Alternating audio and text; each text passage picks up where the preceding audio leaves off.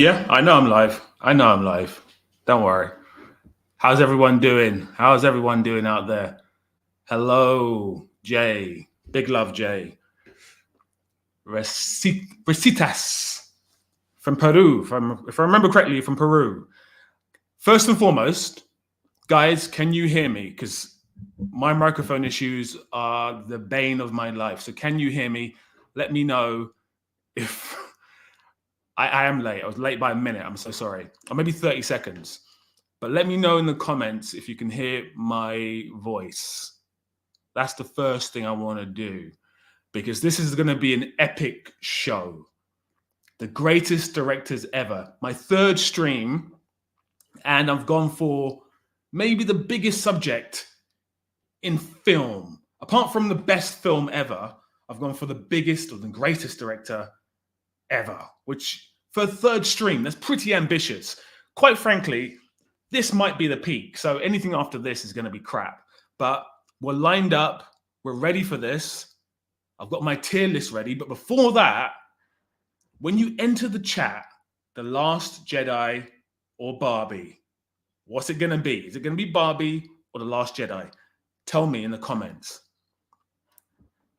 And when more people have piled in, we'll start talking about the rules of this tier list. I think it's going to be the most important tier list in the history of film. So everyone who's gathered here, hello, Cody. Everyone who's gathered here today is being witnessed as part of this momentous occasion where we're going to vote for the greatest director ever. Ever. Not even of the past 10 years. Ever. So in about 5 to 10 minutes, we are going to collectively decide who the best directors are ever in the history of filmmaking. Now, of course, there are going to be people on there who you probably don't agree with. There's going to be loads of people who have probably missed out on. What I'm going to give everyone a chance to do, though, is before we start the tier list, I will put the tier list up and we'll have a quick discussion on if anyone is missing from the tier list. I think I've pretty much covered everyone, but we will have a little chat. In the meantime, Last Jedi or Barbie, what we doing? What we saying here, people? Barbie seems to be winning with the collective vote of 1. So I guess Barbie is better than The Last Jedi conclusively. What have I done today? Without making small talk, I want to talk about a couple of things. I want to talk about first of all, I want to talk about Love Lies Bleeding, which I saw at the weekend. I'm going to do a review on that. I've done a review on that. I'm going to post that sometime this week, which is the Kristen Stewart film. It's a crime drama type thing. Has anyone seen that? Love Lies Bleeding? Let me know. And then today I made the video. I don't know if you've seen the video. It's Who Done Hannibal the Best. So I had to go and watch Manhunter a couple of weeks ago. I've been rewatching the Hannibal TV series. I watched Silence of the Lambs quite recently, so I didn't have to rewatch that. But I'm finishing now Hannibal season 2. And believe me, the quality has dipped tremendously. Right. Jay, I'm going to put you up here. Malay, Ashby, Goddard. Ooh, who's Malay? Who is Malay? Let me know. I know who Hal Ashby is. I know who obviously Goddard is. I think Goddard's on the list. If he's not, we'll stick him on there. Hal Ashby, I've not put him on there. Who is Malay? I saw Love Lies Bleeding. I really enjoyed it. Okay. Well, my review comes out in 2 days, so you can hear my thoughts on it in 2 days. But I'm a huge Kristen Stewart fan. Is it Kirsten or Kirsten? Is it Kristen or Kirsten Stewart? Either way, huge fan. I think she's going to win an Oscar at some point in her career. But yes, Last Jedi, Barbie. Come on, people. What are we going for here? Last Jedi or Barbie? What are we doing? Kristen Stewart. Kristen Stewart. Jay, got to say huge love to you, Jay. You're mediating the chat, and you did the last time as well, which I really appreciate and give you a huge shout out for that. Guys, when you come into the chat, can you hit the like button? Let's get this channel into the biggest film channel in the universe. So hit the like button, then more people will know about us, and we can all be this beautiful community. We can all be symbiotic in our growth. So do that, please. Louis Mallet, I've heard the name, Made Atlantic City, which is 1981, I think. I've not actually seen the film. But if I'm correct, isn't that not a remake of the Godard film? Or am I wrong? Let me know. Let me know. Let me know. So if you've just joined the chat, there's a few of us now. It's not enough. I'm going to give it another 5 minutes. A bunch of people just jumped in now. But I'm going to give it another 5 minutes before we do this tier list. Now, this tier list is going to consist of people who maybe you don't agree with. There's going to be some people on there that maybe should be on there, that you guys will tell me should be on there, and we can add them in. And then we're going to collectively vote on the greatest director there has ever been, ever. I think my list, unfortunately, is a little bit too skewed towards American filmmakers, if I'm being wholly honest with you. So if you guys can whack in some names, that'd be great. Jay, I'll see if Godard's on there. I don't think I'm going to put Mallet on there because I don't know anything else that Mallet... My Dinner with Andre. I didn't know he did that as well. Okay. Evening Galaxy Moon. You always catch me out with this name. Galaxy Moonlight. Evening Joe as well. Right, guys, what are we doing? Last Jedi or Barbie? Right now, Last Jedi, I think, is winning, or maybe it's a draw. We're doing Last Jedi or Barbie. What are we doing? Arush, David Fincher is on the list. Galaxy Moonlight, Denis Villeneuve, I think, is on the list. I think. If he's not, we'll put him on there. But I don't think he's got much of a chance to win the best director ever, if I'm being wholly honest. Barbie is much better than The Last Jedi. It's a tricky one because it's like asking your best mate to sleep with your wife or your husband. It's not something that you really want to do, is it? You don't want to choose between the two. Orson Welles is definitely on there. This, Rob, I think we need to acknowledge that this tier list is bound by gender, much like a greatest. Yeah, you know what? I do agree with that. It's unfortunately, it's like you said, it's going to be very American biased. It's going to be very gender biased. It's going to be very race biased, just purely based on the history of cinema. That is the way things are. Maybe 100 years from now, the list will be a bit more diverse. But right now, guys, we're not here to be woke. Let's keep it real. Let's keep it real. Steve McQueen. How did I miss out on Steve McQueen? He's not on the list.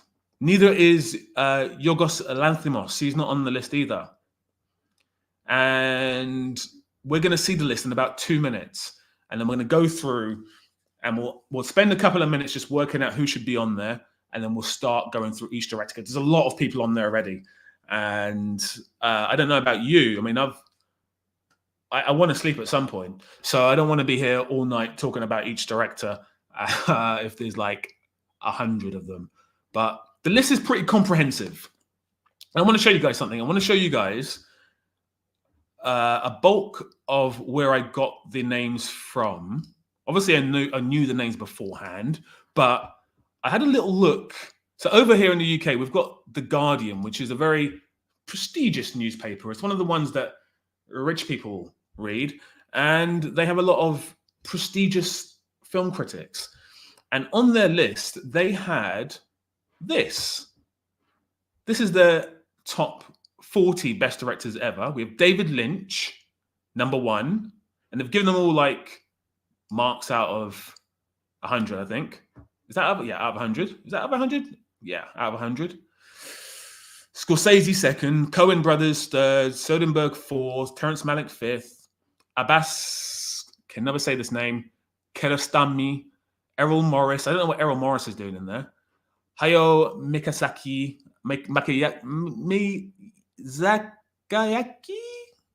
Listen, if I get names wrong today, don't kill me. I don't really agree with this list. I think it's a little bit weird. It's a very weird list. Do not agree with that. So, but it helped me. It helped me think of some names. So We're going to completely break that list apart because I don't agree with it whatsoever. But we will get the list up very shortly and we'll decide who should be on it and who shouldn't be on it. Vitaphone, hello. Gagnas, I can never say that name. Jean-Pierre Genet. Jean-Pierre Genet. He's not on the list either, but I actually think he should be. I do think he should be because he's made some of my favorite films. So we'll think about it. Did Michael Mann make it? I don't know, Jay. We're going to find out now. We're going to find out now. Let's do this. Let's get this tier list up. It's 1 a.m. here. Arush, what are you doing up? What are you doing up at 1 a.m.? So guys, so here's the thing. You guys are from everywhere. In fact, in the chat, let me know where you're all from because I will remember that. Let me know where you're all from and I can kind of think of a time that's more beneficial to everyone collectively because this is a good time for me. This is like 8 p.m. in the UK. So, you know, I've got some time. But if it's 1 a.m., that's crazy. So in the chat, I'd love to get you to know you guys a bit more. Let me know which country you're from. And that kind of allows me to do some magic potentially at some point. Also, if I go out of focus, it's a new camera and I don't know how to use it. So apologies. West Coast America. We're going to say America. Oklahoma. Oklahoma. Whenever I think of Oklahoma, I do think of the musical. Hungary. I knew that one. New Zealand. You're up at 7:22 a.m. You know what? You're a super fan. I love that. Absolutely love that. John Hughes did not make it on this list, and he is good. He's very good. Canada. There we go. That's a nice solid time. 3:22. Guys, you all need to move to the UK or America. Anyone who's up at 7 a.m. or 1 a.m., you guys need to move to America or the UK because I don't know how we find a sweet spot. How do we find a sweet spot?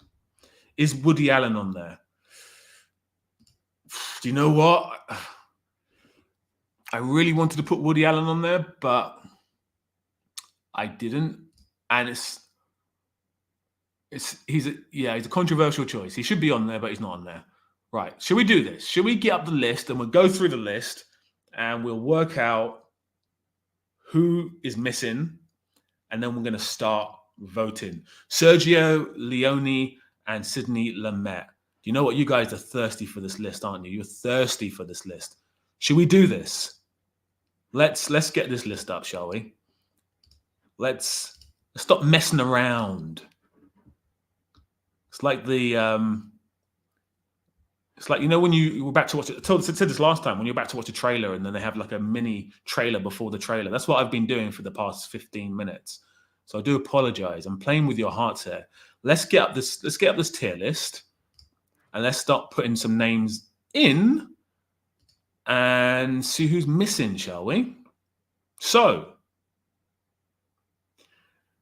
now it's going to be very hard for you to kind of work out who's who based on their pictures. So I'm going to go through. I can't even work out who's who based on their pictures.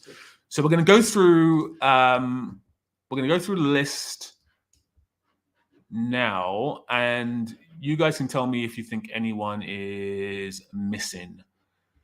Right. Who is missing from this beautiful list?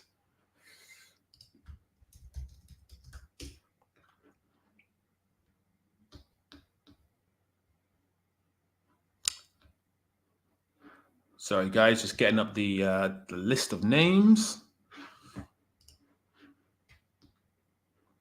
Gamer vet Zack Snyder. I know you see the thing is, Gamer. I know your sense of humor, so I'm gonna just ignore that because I think we all know that if we put Zack Snyder on this list, it's game over. He's obviously the greatest director that's ever existed, and anyone who thinks he's not is an idiot. Because, quite frankly, he is very, very, very good at what he does. So there you go. Right. Names coming up very shortly. Sorry, guys, I've put it in the bin, so now I'm trying to get it out of the bin so I could go through it. Right. Okay, let's do this. So here's names on the list.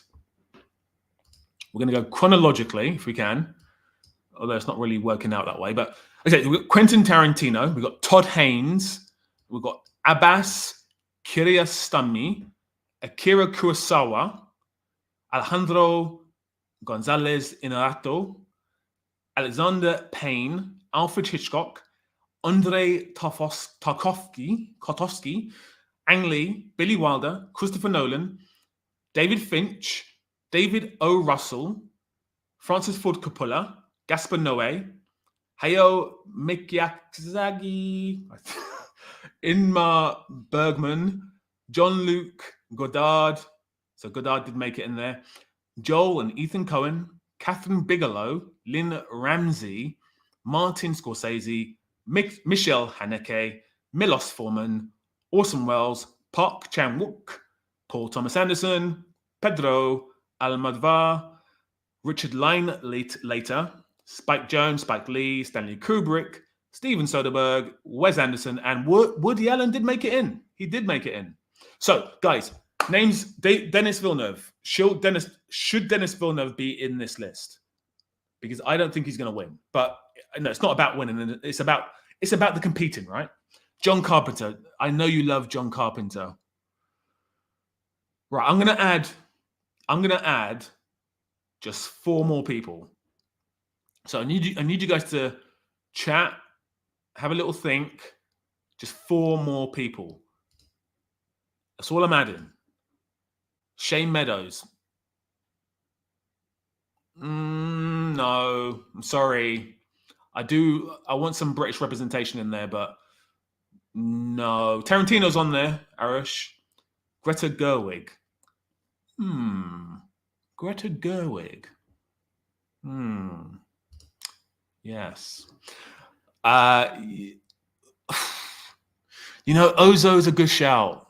Ingmar Bergman's on there already. Tarkovsky's on there already as well. Wong Kar-wai. Ken Loach, another British rep. Guys, come on. Steven Spielberg. Was he not on there?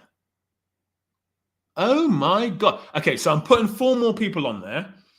Spielberg is going on there. I don't believe I've missed out on Spielberg. Uwe Boll. Wonderful director. Wonderful. He's too good. He can't go on this list. Olivier Assayas. He's not on the list. And there's a good reason he's not on the list is because his filmography isn't strong enough. But he's a really good filmmaker. Lynch. You know what? So Spielberg and Lynch are going on. That leaves space for 2 more. 2 more. Vinterberg. You see, the thing with Vinterberg is I'm a huge fan, but if I'm putting Vinterberg on there, I have to put Villeneuve on there. I think. I'm not going to put Roman Polanski. I can't do it. I can't do it. I'm sorry. I saw an interview with him in the 80s where he's actively justifying his behavior and admitting to his behavior as well and saying it's absolutely fine. And I won't put him on the list, I'm afraid, because of that. Ridley Scott. Oh, that's so good.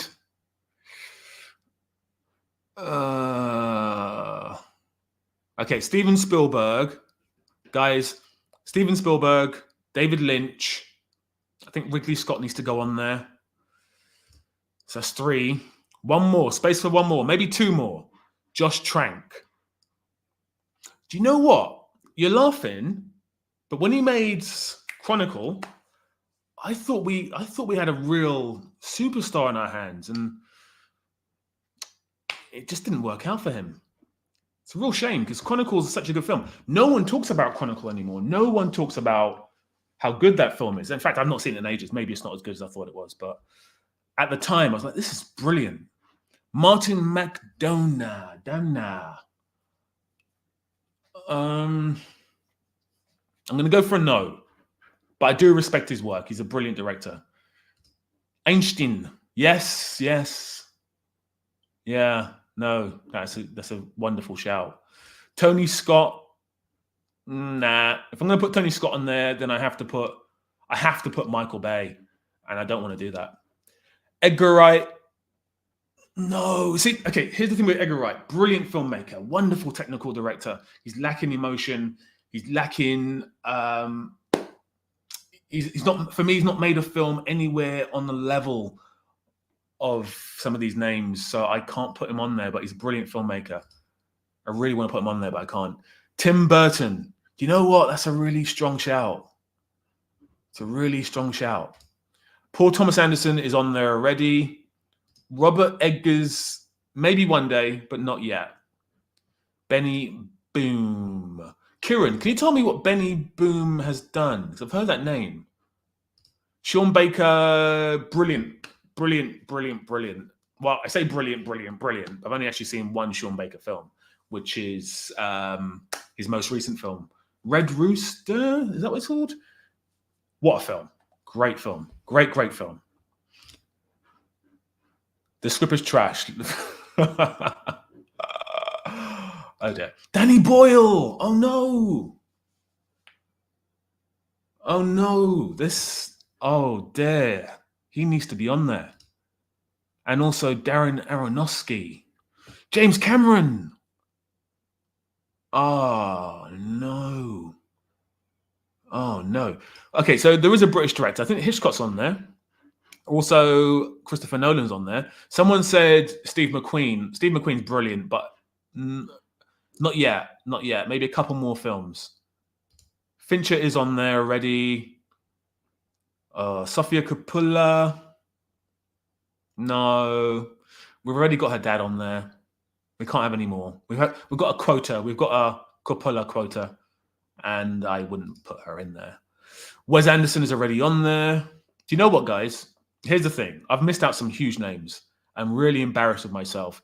Would you guys mind if I took out Wes Anderson?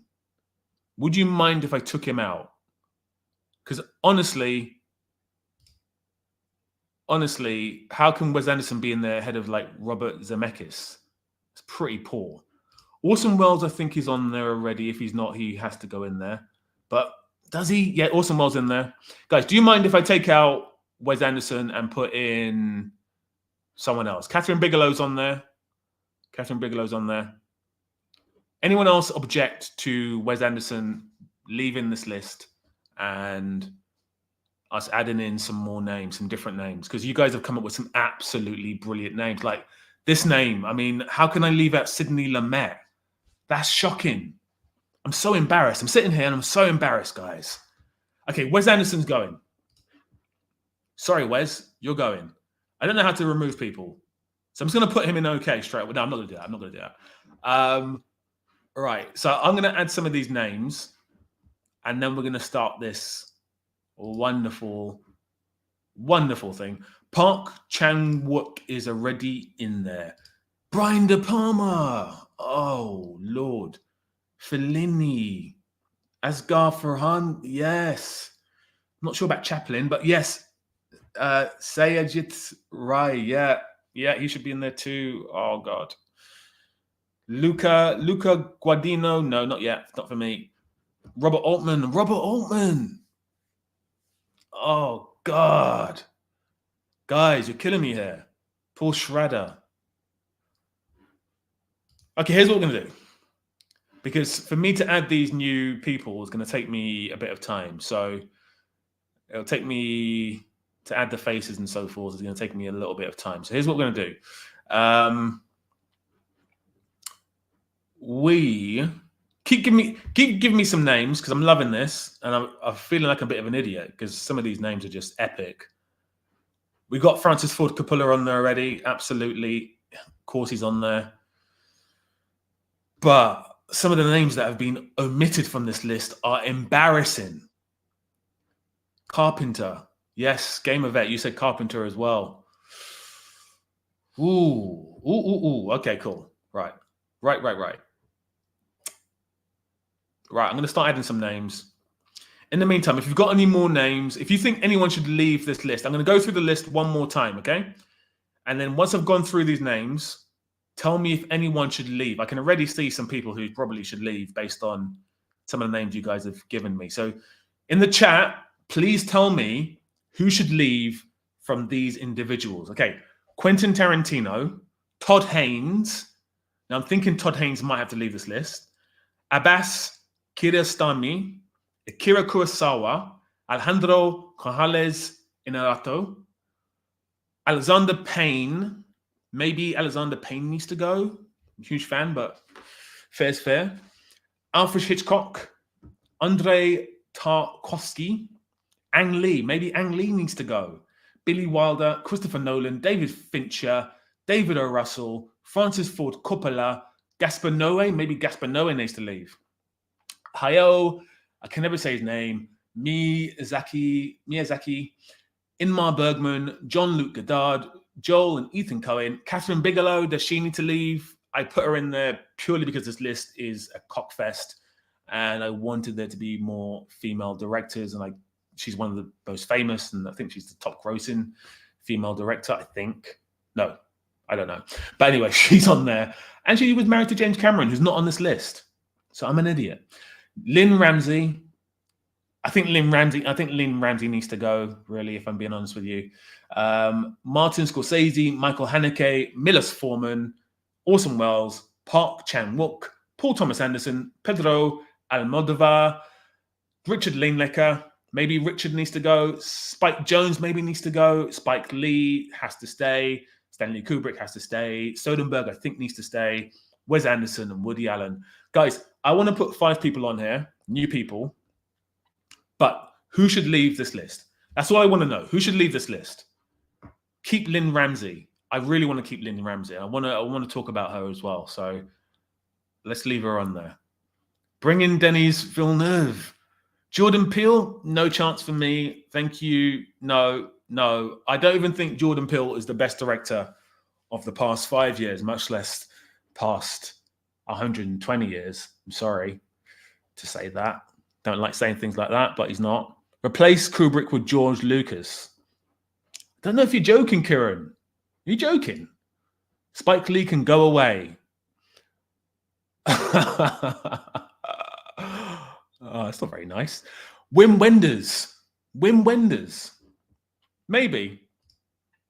Okay, so I'm gonna let's start removing some names. Spike Jonze has to go. So I don't think I can remove people from this list, but what I can do is just put them automatically into the list. So we're going to start this tier list now.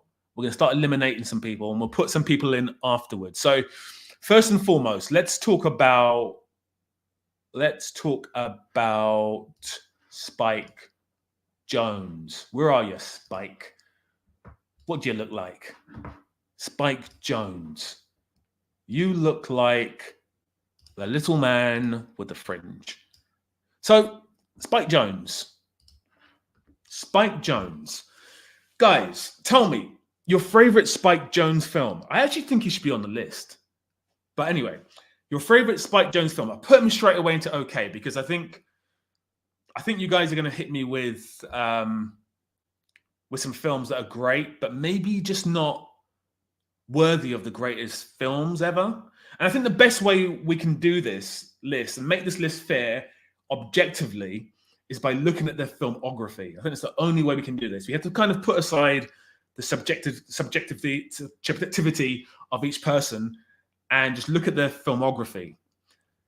You have to compare, for example, Spike Jonze's best film for me is probably John Malkovich, potentially, or maybe adaptation, maybe. But being John Malkovich, let's say that's his best film. So then, is that film better than, for example, a Fellini film like 8.5? It's not. So there's no reason why he should be on this list. So when we're looking at this list, this tier list, we need to be very objective and look at their filmography. And that's what we're going to do per filmmaker, which is why I don't want to have 100 people on this list, because we'll be here forever. And I'm sure you guys have lives to live. And I don't want to be here forever. but I do love you guys, so maybe I do. But anyway, Spike Jonze, I think, should be in okay. Does anyone disagree with that? Let me know in the comments. I think he should go straight into the bottom tier, and that way he's eliminated from this list, and we've moved on. Anyone disagree with that? Hello, Rare Gaming. Because once we've done that, we're then going to move on to Richard Linelaker. It's not a Linelaker. Right. Kenny, Jesse, no problem. Okay, cool. Right. Cool. We're moving on. See, guys, we're so good. We are so good. We've already eliminated one person. Next person is Richard Linelaker. Linelaker. Line Linklater. Richard Linklater. Yes, Richard Linklater. Okay, guys, in the chat, what's Richard's best film? I'm not saying his name again. What's Richard's best film?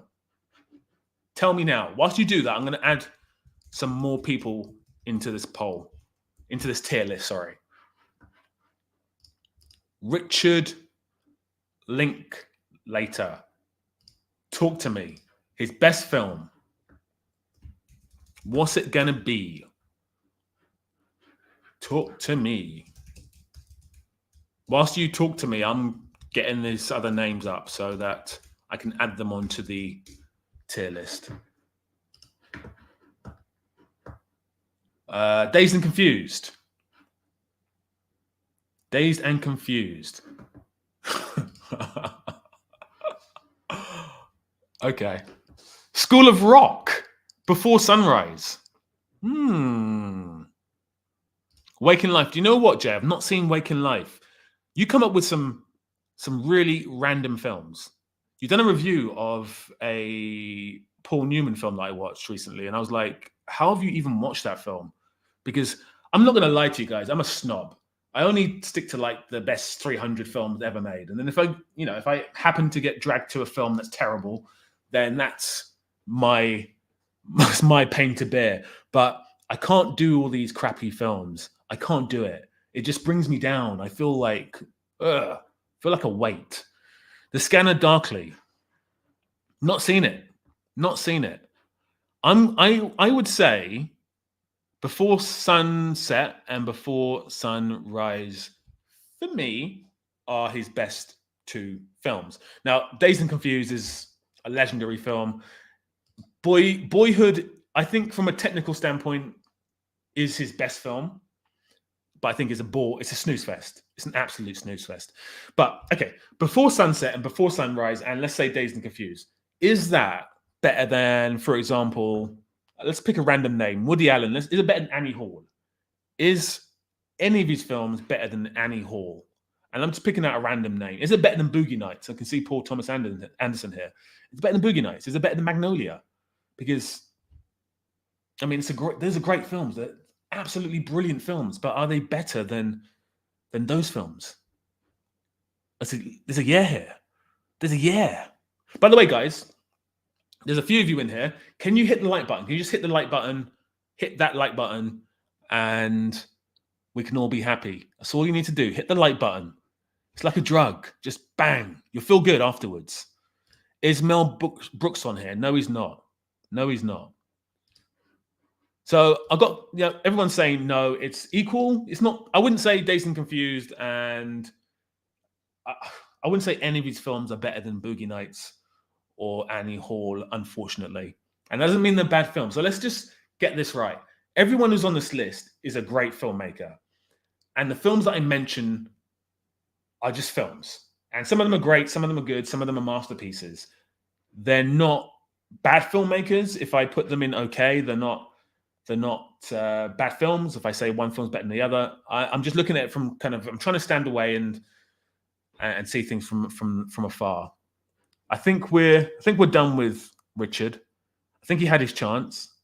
He's gone. Richard, you're gone. I saw another name on here that I didn't think should be on here, which is Todd Haynes. Are you guys familiar with the work of Todd Haynes? Because if you are, you know what? I don't think he's actually on my tier list, Todd Haynes. So there you go. He's not on there anyway, so it's all good. I saw another name that irked me a little bit. and we are going to discuss this person now. I was hoping to have a long discussion about him, but we're going to talk about this person now. Right. Ladies and gentlemen, this is, I present to you Gaspar Noé. You either love him or you hate him. In the chat, Gaspar Noé's best film. Do you love him? Do you hate him?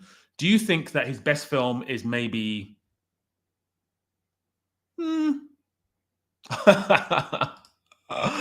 Oh, Gaspar Noé's got to go. Oh dear. So right now I've put him in okay. I'm hoping that you guys back him here because I really love him. So please show him some love. Show Gaspar Noé some love. I've only seen Irreversible, so I have no opinion. Climax is brilliant. I'm going to call you Mr. G. Too artsy for me. Oh, here we go. Here we go. This is what I want to see. A true visionary powerhouse. Enter the Void. Yes. Yes. Yes. I love this question as well. Is Chazelle at this level? We'll come back to that. I'm going to leave it on the screen. Is he on this level? We'll come back to that. But guys, okay, so here's my thoughts on Gaspar Noé. I think his best film is Irreversible. I think Enter the Void is batshit crazy, but it's brilliant. I think it is too long. Yes, I agree. I actually think out of all the filmmakers on this list, he is the most artistic. And that doesn't mean that he's the best or he's good or whatever. It just means he's the most artistic. And I was hoping to keep him in there, but I can see that you guys are not a huge fan. So he will stay in okay. Harmony Korine is a better version of him. Oh, no. Oh, no. I think one of the worst films I've seen in the cinema, and I mentioned this in the last stream, was Spring Breakers. Just a cinema experience I hope I never have to sit through again. I'm hoping I go to heaven, guys, but if I don't and I go to hell, Spring Breakers will... That scene from Clockwork Orange will be me and Spring Breakers. That's all I'm going to say. That's all I'm going to say. Irreversible made me puke from the camera and the audio. Yeah. And Enter the Void as well. But Irreversible, my God, that camera is... I wish I could turn this camera around. Yeah, it's madness. But anyway, no one's defending him apart from you, Vita. So he's staying in okay. Right. Who else we can... Should we talk about someone good? Let's actually go through... Let's actually do someone good. I know you guys are here for the good stuff. You're here for the good stuff. So let's do the good stuff. There's a director here whose face I do not recognize. And here he is. So I'm going to here put Abbas Kiarostami. Now, I'm not going to lie to you guys. I don't know anything about Abbas at all. I tell a lie. I know about his films, but I've not seen his films. So has anyone seen his films? And if you have seen his films, can you tell me what his best film is? And also tell me if he should be, where he should be. Because I honestly haven't seen any of his films, so I can't actually vote for him. Has anyone seen him? Because if no one's seen him, that's really bad on us. Because I don't want to put him towards the bottom, and he's one of the great filmmakers of all time. So help me out here, guys. Help me out. Anyone seen this person's films? Talk to me. Talk to me.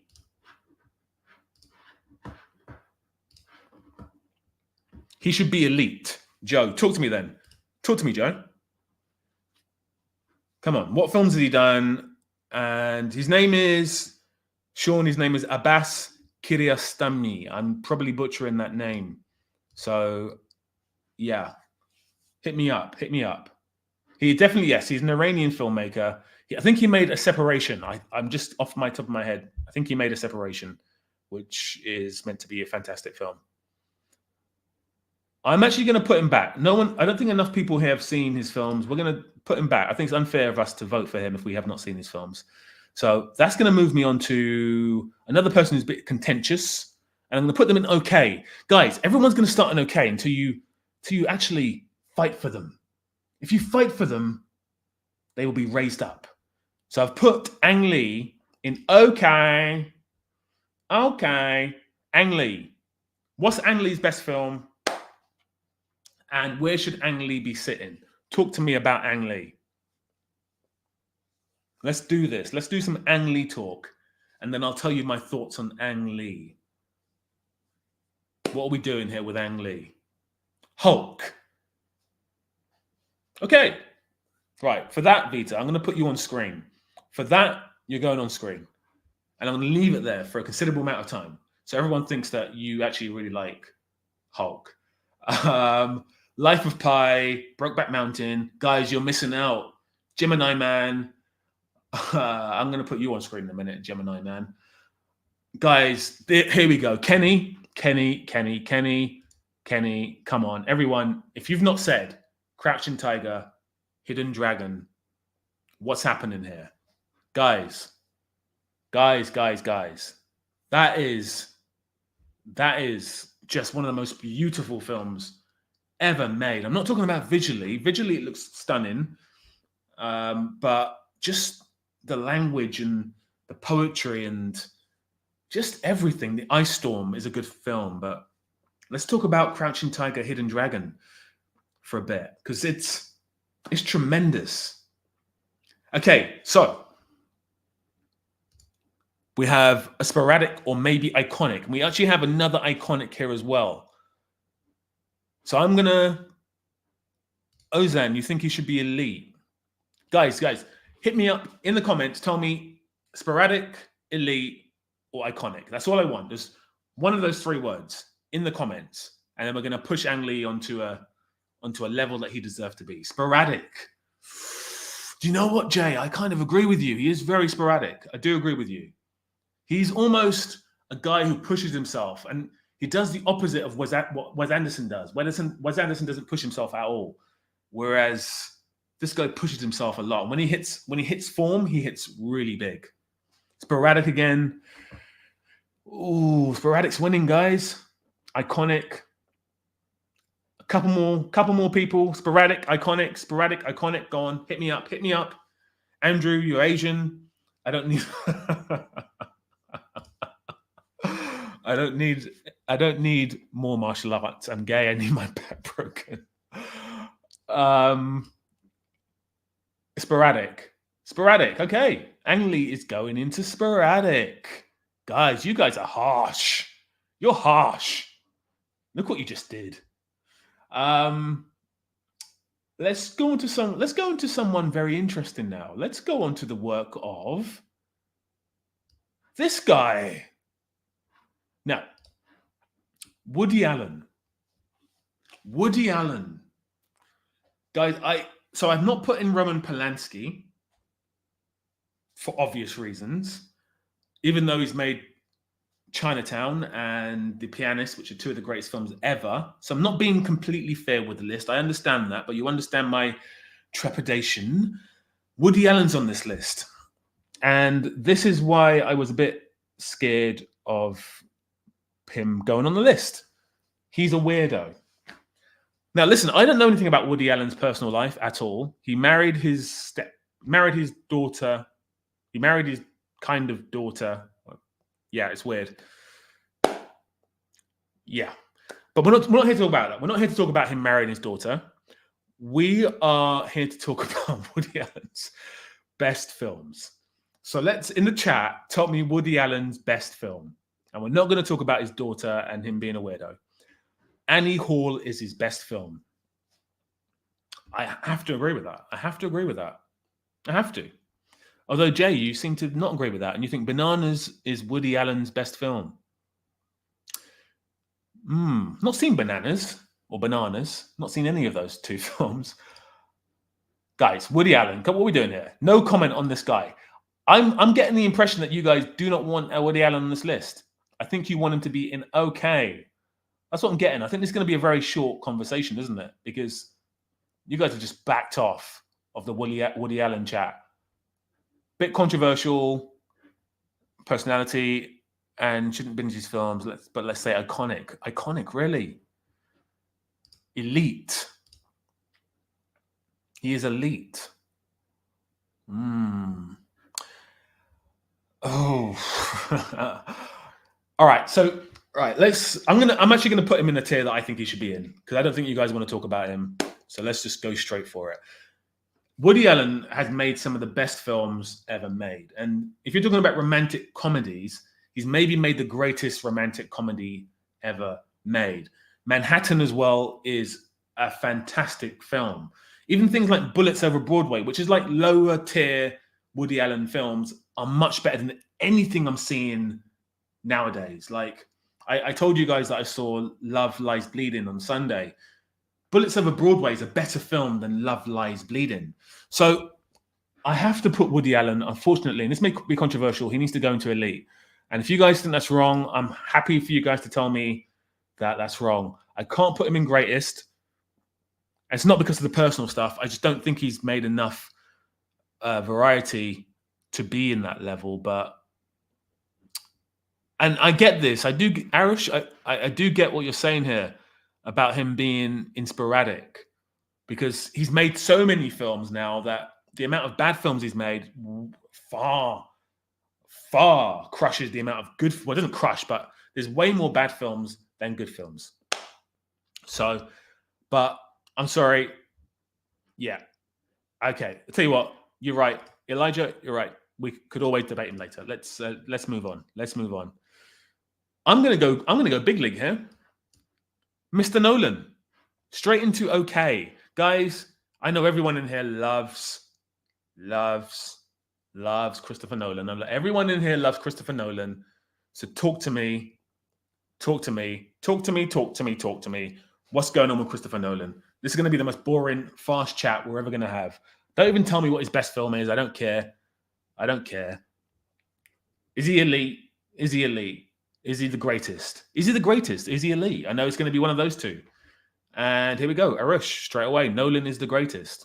Guys, if you can see this lovely ticker tape, scroll in here. Hit the like button and subscribe, it says. If you've not hit the like button, well, what's going on, guys? Come on. Blasphemy. Nolan is elite.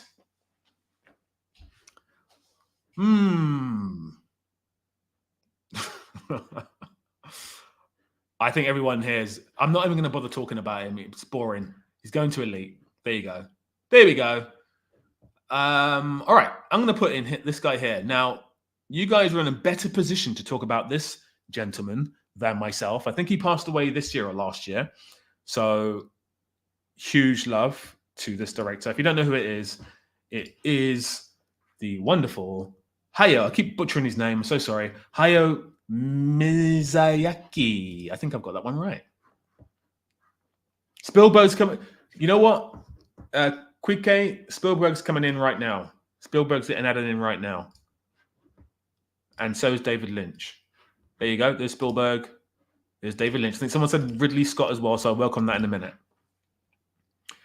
But right now, we're not talking about that. Right now, we're talking about.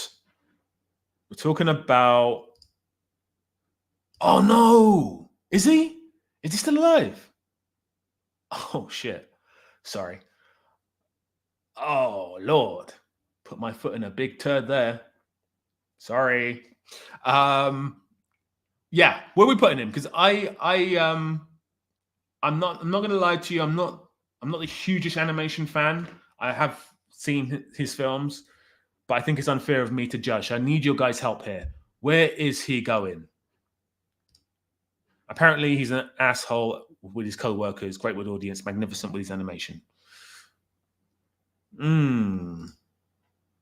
Yeah, Kenny. I feel your pain. I feel your pain. So we've moved on to. I know you guys want to talk about everyone else, but let's deal with this one first, okay? Let's put him somewhere. Help me out here. Where should he go? You know what? I'm going to put him into iconic, but I think he should be higher. I'm not even a huge animation fan, but I think he should be higher. But I don't know enough about him to say anything different. You know what, Jay? I think it was the Mandela effect. So yeah. Right, guys. David Lynch has entered the chat. Here he is. He's in okay. And we need to now talk about Lynch. Now, there's a reason why I've not put David Lynch in there. It's because I don't understand his films. My favorite David Lynch film is The Elephant Man, by far as well. I think Mulholland Drive kind of comes close, maybe. I think that close. But Elephant Man's his best film. And the problem is, it's not really a David Lynch film. It's very, very straightforward. Very straightforward. I know it's David Lynch in the sense that there's a few weird moments, there's a few nonsensical moments, but the narrative is pretty much linear and it makes sense. So for me, the reason why he didn't come to mind straight away is I don't think he's got enough of a filmography to be competing with some of these magnificent directors.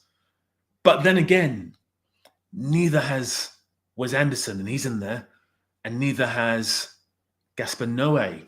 So my logic is flawed. But anyway, talk to me. David Lynch. Where's David Lynch going to go?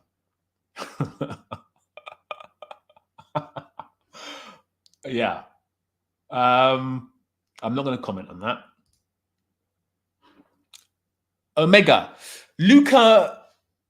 No, not for me. He's not on that list. He's not on that level yet. But anyway, let's talk about David Lynch.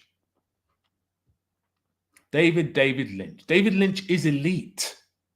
Is he? Anyone else agree with that? Anyone else putting David Lynch in elite? What are we doing here? What are we doing with... yeah, I think I watched about 10 minutes of it. There's like a saxophone part right in the beginning, right? If I'm correct. Or was that another David Lynch film? I turned it off. I was like, I'm not having any of this. David is the greatest. David is the greatest. Okay, guys, I want to move on from David Lynch. Okay, so what are we doing? Are we moving him into the greatest, elite, iconic? I'm seeing a lot of iconics in here. What are we doing with David Lynch? Come on, come on. Elijah Tarantino's on there. We'll come to Tarantino in a bit. Everyone's talking about Del Toro being on there. Film these ones. That is a great line. That is a great line. What the song needs is more cowbell. The song needs more cowbell. If anyone knows that reference, say in the chat. Okay, I'm gonna put David Lynch into iconic. And if anyone disagrees with that, well, you have to let me know in the comments. But I'm gonna put him in iconic.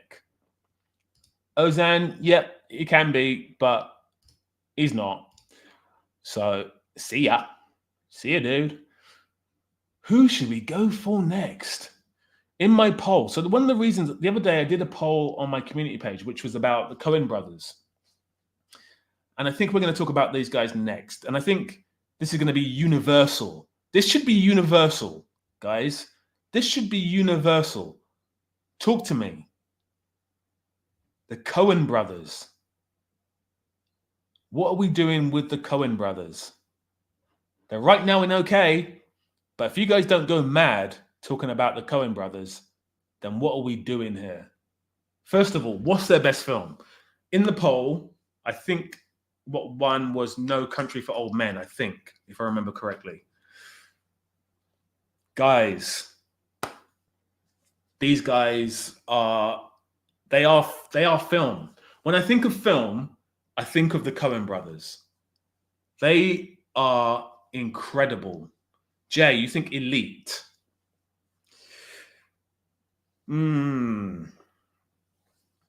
I don't know about elite.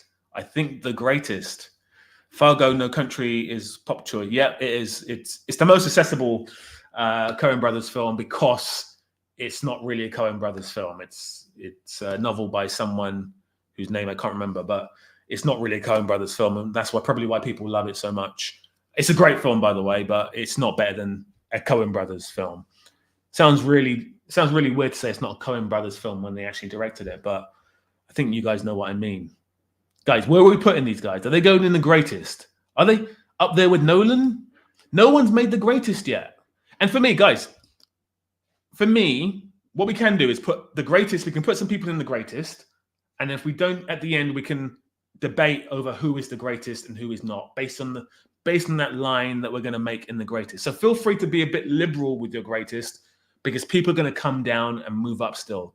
But for now, let's place people where we think they should be, and then we'll debate them, and we'll start then objectively putting their films together and saying, is this film better than this film? Is this film better than that film? I think right now it's quite difficult because everyone's all over the place. But I think we can do that once we put people into their right tiers. So I'm gonna personally just put them in The Greatest, guys. I just love them. I love them. And no one's actually said The Greatest yet, but I'm doing it so we can move on. We are going to go for Mr. Spielberg. Mr. Spielberg, sitting in the okay. Jay, love that. Love that. We will probably end up with that, to be honest with you, Jay.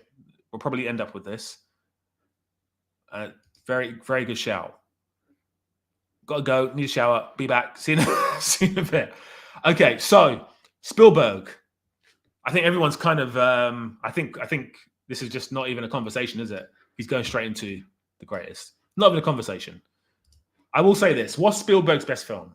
And the thing I love about Spielberg, and I said this in the last live stream, is that his range of film is so vast, and this is why I think he, for me, is the greatest filmmaker there's ever been. But we'll debate that later. But I've put him in The Greatest. He's been elevated. We are now going to move on to. We're going to now move on to Catherine Bigelow. Now, of course, James Cameron's not on this list, but his ex-wife is on this list, which really doesn't make any sense. So we're going to correct that just now. Catherine Bigelow, I don't think should be on this list, but I'm trying to be as diverse as possible, which is why she's on this list. I don't think she's got the filmography to be anywhere near this list. So what do you think? What do you think? Should have been kicked out for Denise. Do you mean Denis Villeneuve or Claire Denis? Do you see what I did there? Denis Villeneuve or Claire Denis? Because I think Claire Denis is a better filmmaker. And she's female. She's hit and miss. She did Strange Days. She did do Strange Days. She did. Replace her with Villeneuve. You know what, guys? I know when I'm beaten. I'll do it. I'll put in Denis Villeneuve. Jesus. Guys, Denis Villeneuve is not one of the greatest filmmakers ever. And he's one of my favorite directors right now. But he's just not there yet. But we'll put him in there. There we go. There's Denis Villeneuve. Catherine Bigelow, I'm going to keep on okay. Because I don't think anyone here is going to be able to justify that she should be anywhere. 0.30 is really good. Hurt Lock is really good as well. But the filmography doesn't match up. Right, guys, let's do it. We're here. We're at Disneyland. You want to go to Disneyland? We're at Disneyland. Denis Villeneuve. Do it. You guys want to talk about Denis Villeneuve so much, so let's talk about Denis Villeneuve. Where's Denis Villeneuve going? Is he going into? I'm going to call him DV from now on because that name's just too long, and I'm butchering it completely. It's like Villeneuve, Denis Villeneuve. Denis is elite, iconic. Arush, I'm so sorry, man. I'm so sorry. But just stay up. We'll be up. We'll be doing this for another 3 hours. So, you don't need to sleep. Denis is okay. Ooh, I think, you know what? Do you know what? I think based on this list, yes. I don't think he's sporadic. I don't think he's iconic yet. Just hasn't been around for long enough. He could be elite, but I think okay for me. Guys, talk to me.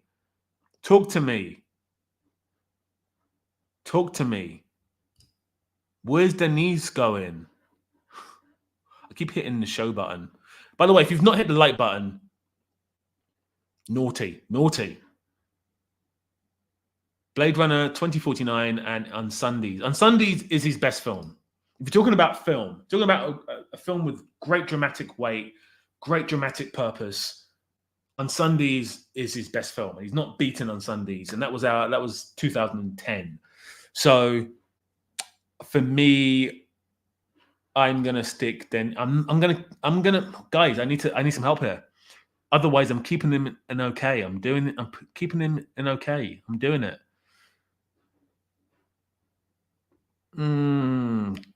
Just in the chat, help me out. Elite. All right, Dennis can go into Elite. Hitchcock. Alfred Hitchcock.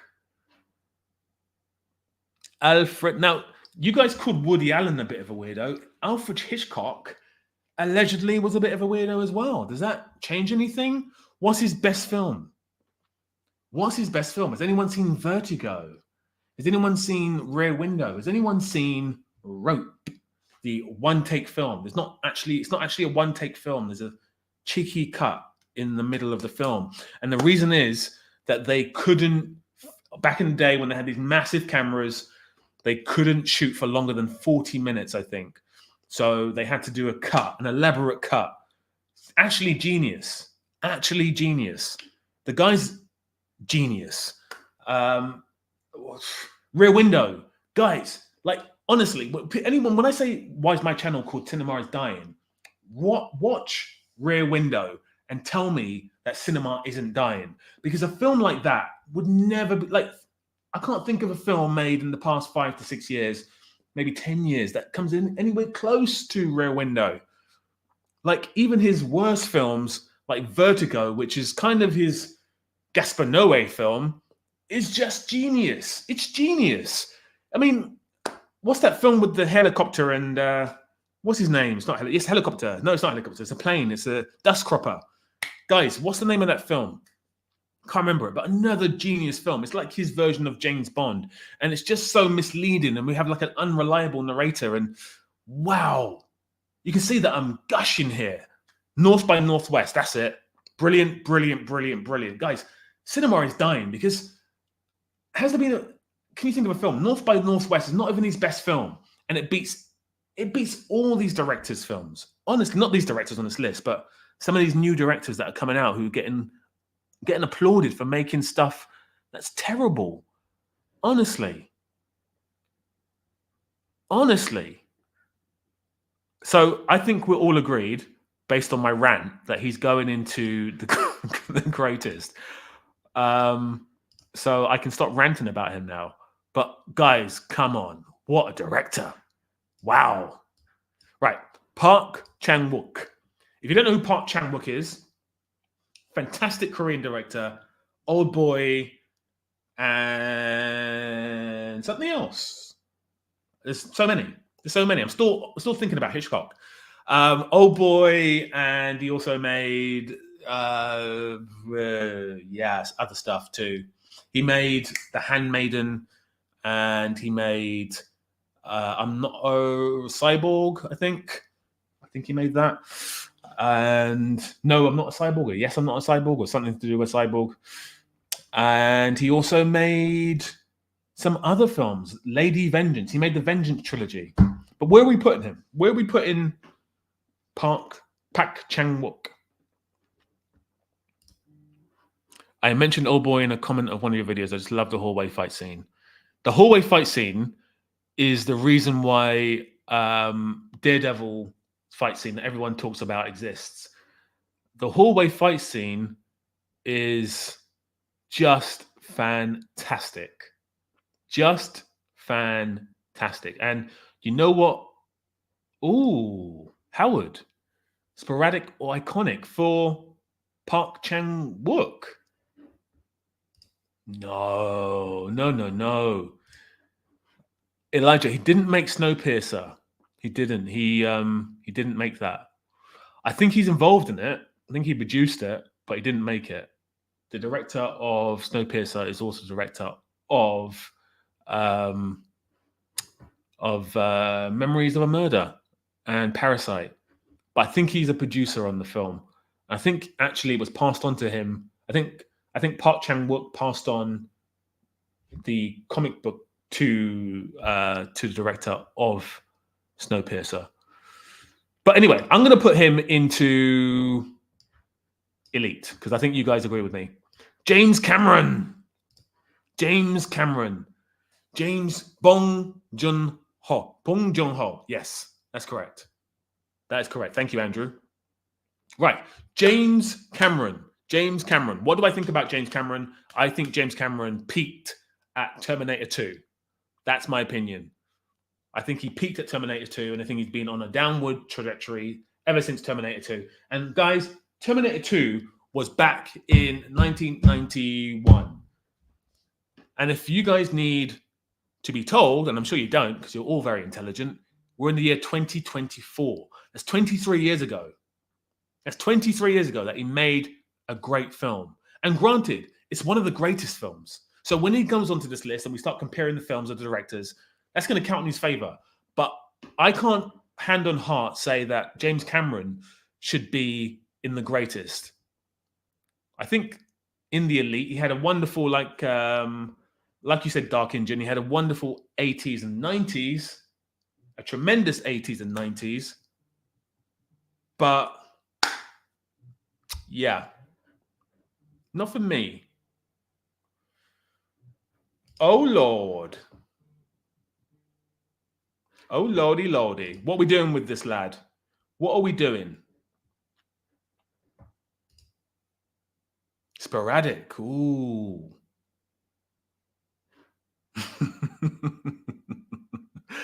Jay, oh dear. Oh dear. Oh dear. Iconic. Yep, I agree. I agree. He's going to go into iconic. Right. Who is next? Lynn Ramsey. What are we doing with Lynn Ramsey? Talk to me, guys. Talk to me, guys. What's happening with Lynn Ramsey? Does anyone know the works of Lynn Ramsey? Because if you don't, let me tell you, she made Ratcatcher in 1997. By the way, I'm not reading off any lists or anything. This is all in my head, all useless information in my head. I know it was 1997 because I was a young nipper and I was doing it. I was doing work. I was at high school and I was doing work experience for a film company in central London. And the film came out then. And I just remember like the hype that it had with it. It got a lot of hype. I think my favorite Lynn Ramsey film, and the only film I've actually seen, is We Need to Talk About Kevin, which is brilliant. It's just a brilliant film. But I'm struggling with her on this list, though, guys.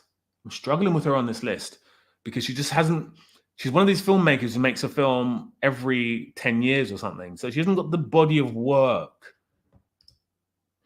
Galaxy, big love. Guys, if you're entering the chat, hit the like button, please. If you've not subscribed, which is absolute sacrilege, you need to subscribe. Do that. And if you're leaving the chat, I would love you just hit the like button just a little bit, just a little. It's not hard. It's not hard. Lynn Ramsey is staying in okay. I'm going to keep her in okay. Purely, you know what? I'm going to put her in sporadic because she makes films sporadically. But I can't, in good faith, put her anywhere else. Right. There's some names, some faces here I don't recognize. But I'm going to go for Milos Forman. Milos Forman. He was in my poll a few days ago. I am going to add John Carpenter because everyone keeps talking about John Carpenter. John Carpenter, you're going to get added in, Mr. Carpenter. And when you get added into the list, I'm warning you, John, it's going to be fierce competition. But anyway, in a minute, we're talking about Milos Forman. Milos Forman. Anyone seen the work of Milos Forman?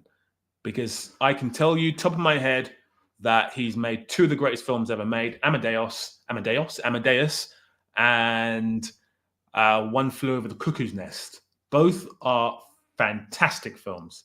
Fantastic films. And honestly speaking, just for those two films, I'm going to put him in iconic. So he's now an iconic. Anyone disagree with that and want to put him up higher, let me know. But those two films are just, they will compete with any films, well, most films that I'm going to put them against. When we come to the part where we put filmmakers against each other, that will help in his cause. Man on the Moon, Larry Flint. Yeah, they're good. They're good. They're just a tier underneath Amadeus and One Flew Over the Cuckoo's Nest. Right. You guys, I was going to do PTA, but I'm going to save PTA. I'm going to save him. Do you know what? I don't think Quentin Tarantino is on this list, so I'll add him in a bit. We are going to go for Steven Soderbergh. Mr. Soderbergh. Hey, be careful. Be careful. I hate One Flew Over the Cuckoo's Nest. That's not allowed in here.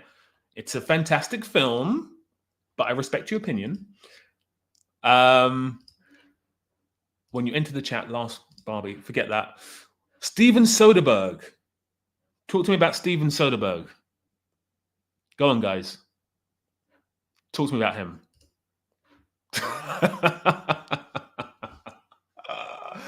Andrew, you are right. You are right. Having said that, during the period of 1998, which was Out of Sight, and 2003 or 2002, I think, he had like a Francis Ford Coppola moment. We had these incredible films back to back to back to back. And that cannot go disregarded, because I could put some of those films up against some of the best films ever made, and it would be great. I'm going to put him in iconic. I don't think he's the greatest. I think he could be elite if he made less films, but I don't think he is the greatest or elite. We are now going to deal with Mr. Alejandro Inarritu.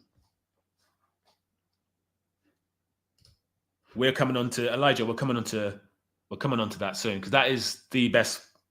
That's the best filmmaking period of a director ever, and that's going to really put him in good stead when it comes to the greatest. And guys, I'm going to start bashing through these names now, so we can come on to the fun part, which is where we eliminate elite and the greatest.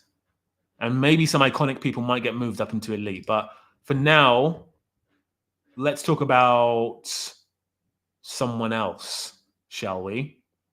Let's talk about Martin Scorsese.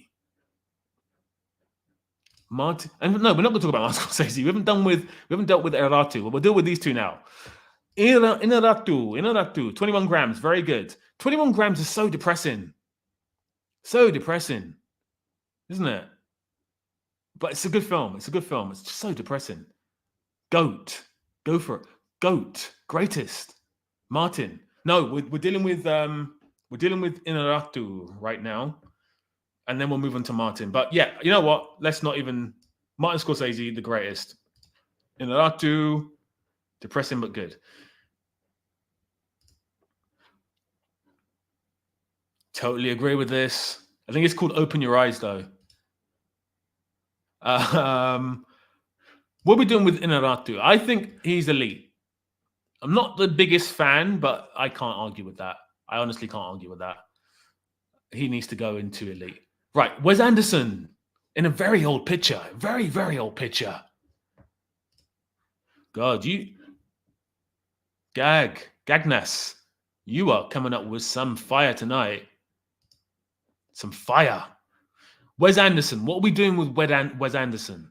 I made a video about Wes Anderson and him being overrated. I think he is overrated. I think he unfortunately stays in the same wheelhouse and just keeps doing the same thing over and over and over and over again. But the thing that he does is really good. So where does that put him? Where does that put him? Overrated. It does put him overrated. You're right, Ozan. But what are we doing with him? Where are we sticking him? I actually think he's iconic. Not many filmmakers in the history of cinema have gotten to a position where they have a style that's so definitively aligned to one person. Not many filmmakers have done that in the history of cinema. So for that alone, I think he's iconic. And if you disagree with me, let me know. But I think he should be in there.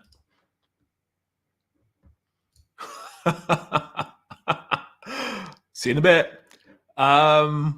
Wes is meh. Elijah, you're right. You're right. I know. I'm being a bit hypocritical here. You're absolutely right. You're absolutely right. In fact, you know what? I'm going to put him in there too. No, I'm not. I'm not doing that. This is a serious list, guys. Serious list. Right. Next up is going to be John Carpenter, because you guys have been clamoring for John Carpenter. Talk to me. You defend him, because I can't defend John Carpenter.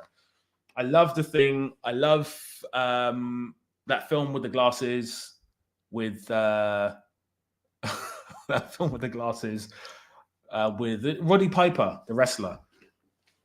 I can't remember the name of the film, but I actually prefer that film to The Thing. But I honestly can't. I can't defend John Carpenter and put him on this. I can't put him very high on this list. So if you want to defend him, go for it. Let me know about John Carpenter.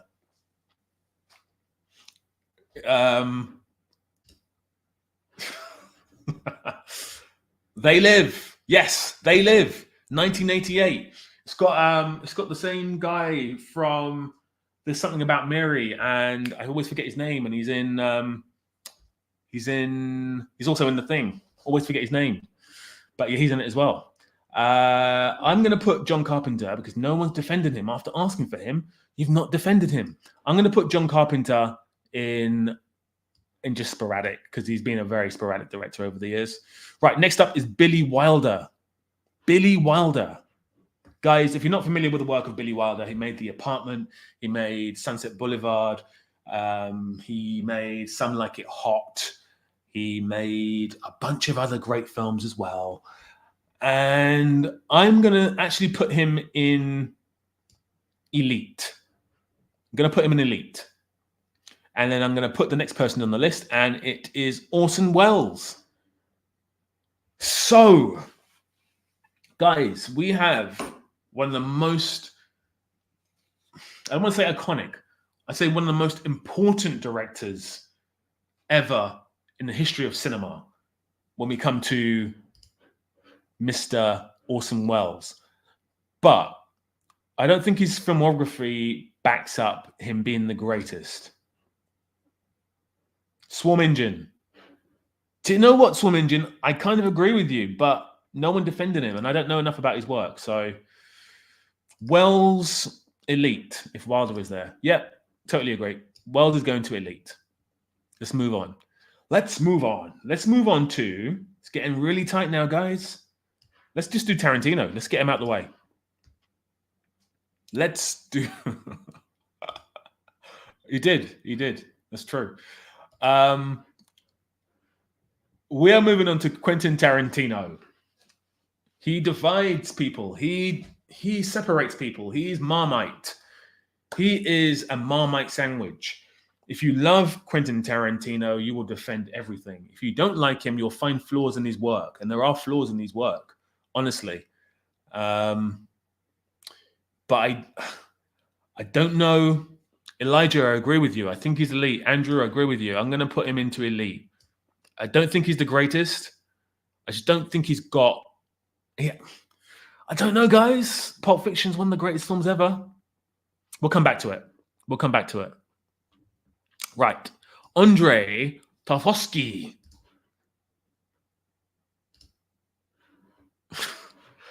Andrei Tarkovsky. Now, here's the thing about this director.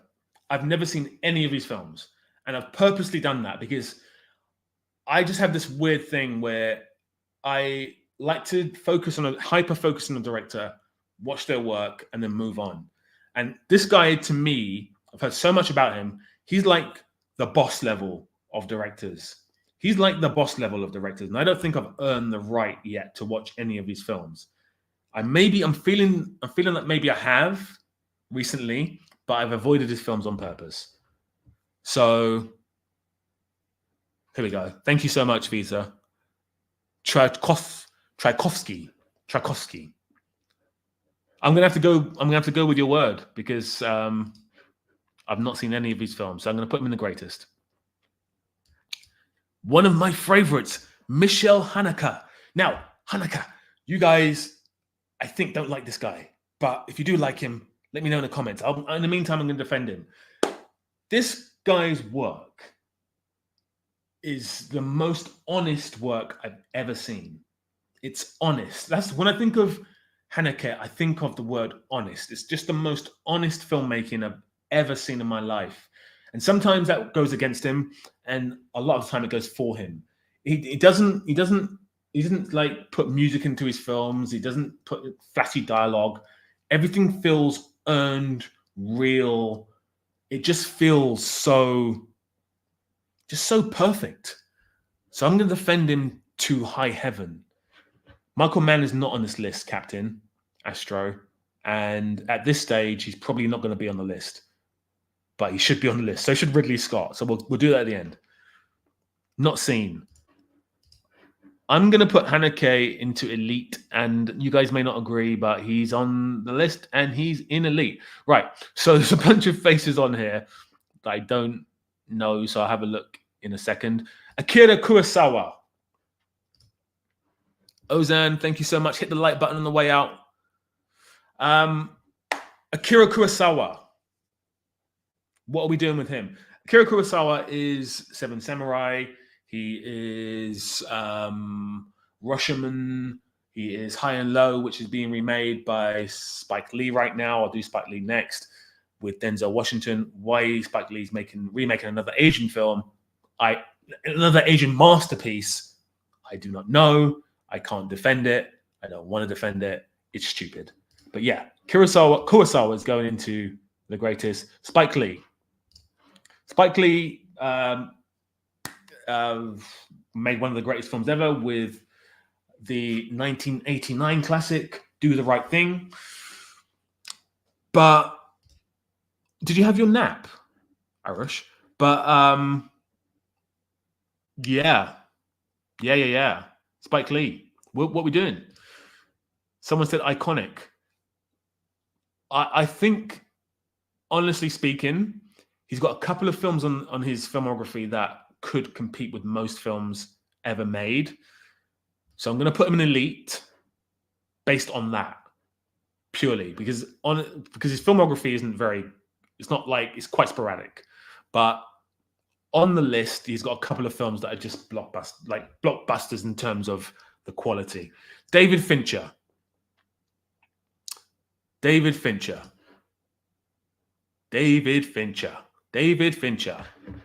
Whilst you guys talk about David Fincher, I'm going to add Ridley Scott and Michael Mann. Another British director in Ridley Scott, and a person who went to the London Film School in the lovely Michael Mann. Both getting added right now. And then, guys, we will be coming to the last bit of the process, which is having directors competing against each other, which is going to be very fun. And I promise it won't take long. So there we go. We have Ridley Scott and Michael Mann. What are we saying about the works of David Fincher, guys? Is he going to greatest? Iconic, elite, meticulous. These words are all very, very good. Elite. No one's saying greatest. So he's not going to greatest. He's going into elite. Let's go straight on to Michael Mann. Michael Mann. What are we doing with Michael Mann? Okay, Michael Mann hasn't, in my opinion, got the gravitas in terms of films to compete in the greatest. But he can definitely go in elite. Even though some people are saying GOAT here. I think you're saying GOAT to him. Fincher should go lower. Kenny, are you talking about Michael Mann? Oh, Fincher the greatest. Kenny, let me know about Michael Mann. Nolan uttered. How is Nolan uttered? I love it when people have a go at Christopher Nolan. I love Christopher Nolan, but he's a bit overrated. I don't mean he's bad. Don't take me wrong. He is fantastic. But Here's the thing with Christopher Nolan, since we're going there, and we can vote on it, we can talk about that in a minute in a proper way. But Christopher Nolan's not made a film anywhere as good as Pulp Fiction. Let me leave that. Let me put it there. He's not made a film anywhere as good as Pulp Fiction ever. I don't think he will. I'm going to put Michael Mann in Elite. And then we're going to move on to Ridley Scott. Mr. Scott. Where are we putting Mr. Scott? I'm not going to lie to you guys. Not the biggest Ridley Scott fan. And I can't deny the brilliance of Alien. I can't deny the brilliance of Blade Runner. I can't deny the brilliance of Thelma and Louise. Like The Martian is actually my favorite Ridley Scott film. But yeah, I'm gonna stick him. I'm gonna stick Ridley Scott in. I have to stick him in Elite. I have to. He's made some of the greatest films ever. Right, who's next? Who is next? Let's do it. Paul Thomas Anderson. Paul Thomas Anderson. Where is Paul Thomas Anderson going to go? Do you know what? Guys, I'm gonna put Paul Thomas Anderson. Oh, it's a tricky one. Jay. Cheeky Jay. Andrew. Yeah, let's do it. We'll put him in. We're going to put Paul Thomas Anderson in the greatest purely for now. I don't think he's going to stay there, but definitely for now. Kubrick. What are we doing with Kubrick? I mean, guys, I'm not even going to debate this one. Kubrick's going to the greatest. Right, we have Alexander Payne, who I think made the second best film last year with The Holdovers. I think the best film last year was Anatomy of a Fall, but The Holdovers for me was the second best film last year. If you've not seen Election, which I think is his best film, you need to see Election. Reese Witherspoon has never been better, and Matthew Broderick's never been better. 1999 was the greatest year for film, guys, and that film came out in 1999. Incredible film. So he's got a good body of work, but I don't think for me, I don't think he should be. I think he should just maybe be in okay. I don't think he's iconic. He's not an iconic director. He's not sporadic. He hasn't got enough films to be sporadic, and he's not the greatest. I don't think he's got any films that are elite. So I'm going to keep him okay, and that pains me to say because I think he's brilliant. Brilliant. Phantom Menace, 1999. Agree. And for best on the stream. You did say that, and I remember you saying that. So yeah, Alexander Payne is staying there. Sorry, Alexander, I just couldn't go there with you, my friend. Guys, we're going back to Abbas Kiarostami. And since you guys couldn't defend him, I'm going to keep him in okay, which is, I think, it's really unfair. But if you can't defend him, then I guess he's got to stay where he stays. We're getting close, guys. We're getting very close to naming the best director ever. Jean-Luc Godard is next. Jean-Luc Godard. He's not. Sorry, Elijah. He should be. Honestly, he should be. Godard. I'm going to put Godard in Elite. If anyone wants to debate me on that, then go for it. But I'm going to put him in Elite. I don't think he's got the filmography. I think he's a very important filmmaker. A bit like Orson Welles, one of the most important filmmakers ever, but just hasn't got the filmography to back it up. Honestly, David O. Russell, Aronofsky should be on here instead of David O. Russell. So I fucked up there. I'm going to put David O. Russell in okay. It shouldn't even be in okay.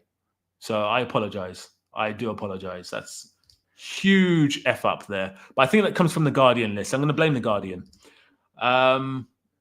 Next up is Ingmar Bergman. This guy's goated, guys. He's going straight to top. He's goated. Absolutely goated. If you've not seen any of Ingmar Bergman's work, you are missing out. Just like Persona is Just wow, wow, wow, wow, wow. Yes, Jay, it's all the Guardian's fault. Don't read posh newspapers, guys. Don't read posh newspapers. This here is Pedro Almodovar. Almodovar, the most British way you could possibly say that. Pedro Almodovar, who is a Spanish legend, absolute Spanish legend. Never seen any of his films. So I'm not in the best position, but I'm going to put him in iconic. I kind of know enough about him to put him in iconic. He's not one of the greatest. He's not elite. He's one of the. He's definitely iconic. His work is iconic in nature. And then I'm left with Francis Ford Coppola. Francis Ford Coppola. Who let's not even do this. Let's just stick him straight in the greatest. Right, guys. Do you think anyone is missing from this list? Someone said Aronofsky. David Lean. Oh my God. Is anyone missing from this list, guys? Because we're now going to take it into the final part of the process. And I don't want to miss anyone out. I want to make sure that this is clean, fair, fun. And so far, it's not been clear, fair, clean, fair, or fun. I've missed out so many names. David Lean's going straight into greatest. Anyone else? Tarantino is on the list. He's here. He's an elite. Jeff Liu, director of The Killer Bean Forever. Lumet. Yes, Lumet. Anyone else, guys? Anyone else? Last orders. Last orders, guys, before we do this. We're in the last straight. Last straight. What are we doing? Who's missing? Who else is missing? Sidney Lumet is going into elite. Chazelle beat Catano. Very interesting. I love Fireworks, or it's got another name, but it's not called Fireworks. But yeah, I love that film, but he hasn't got the filmography. Scott is on there. Chazelle, no chance, absolutely no chance. I can see that your little picture here is of a Chazelle film, but no. He hasn't got the body of work. Danny Boyle, yes, you mentioned that before. Danny Boyle, De Palma. Yeah, I have to do it. Danny Boyle and De Palma are going in. And then if anyone's got any more names, let me know, because I think we are now going to move on to the next stage, which is going to be a big old fight. And I'm going to need your guys' help here, because people are going to be going up and down, and then we're going to find our greatest director ever, which means that this top list here, this top row here, cannot have more than one person. Danny Boyle, I'm going to put in elite. And I'm actually going to put De Palma in iconic.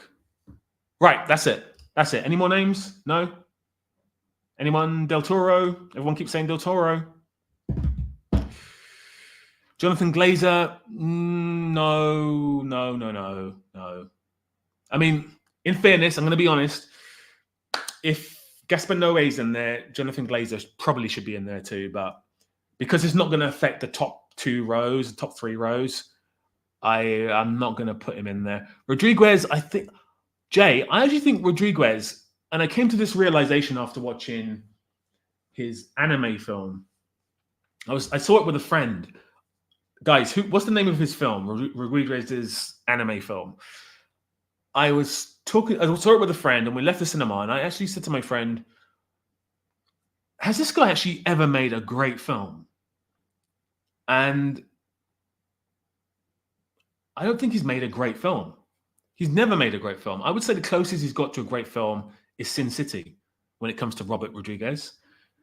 So I can't put him in there. Terrence Malick, no. No. He's made some incredible films that probably could compete with some of the best films on this list, but not for me. Alita, that's the one. Alita Battle Angel. Dreadful.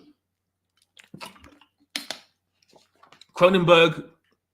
Yeah, Cronenberg's interesting. He's interesting. Right, we're going to move on. We're going to move on. Hypnotic with Ben Affleck and someone else. Yes, not seen it. My rule with Ben Affleck is don't watch his films. That's my rule with Ben Affleck. Right. Curtis Hanson. No. But LA Confidential could easily compete with a lot of the films on this list. 8 Mile is okay. Ken Loach. Ken Loach is good. I haven't seen any of his films, but he's iconic. Right, we're moving on, guys. So what we have here, we have this list here, the greatest. We have the elite. We have the iconic. We're gonna do this. We're gonna start with this row here, and I'm gonna need you guys here, because what we're gonna do, we're gonna see if any of these guys in this row should get moved up. Then we're gonna go to sporadic and see if any of these guys should get moved up. Iconic, we're going to see if anyone should get moved up. And elite, we're going to see if anyone should get moved up. At that stage, we can then go onto the top line and see who's getting moved down. And we will debate each person's film against each other to a point, because we have been on here for an hour and a half. And some of us have had like 5-minute power naps. So I don't want to keep anyone up any longer than they have been. Spielberg is on there already. Moronic, iconic, which I still love that name. Oh my God, yes. Yes.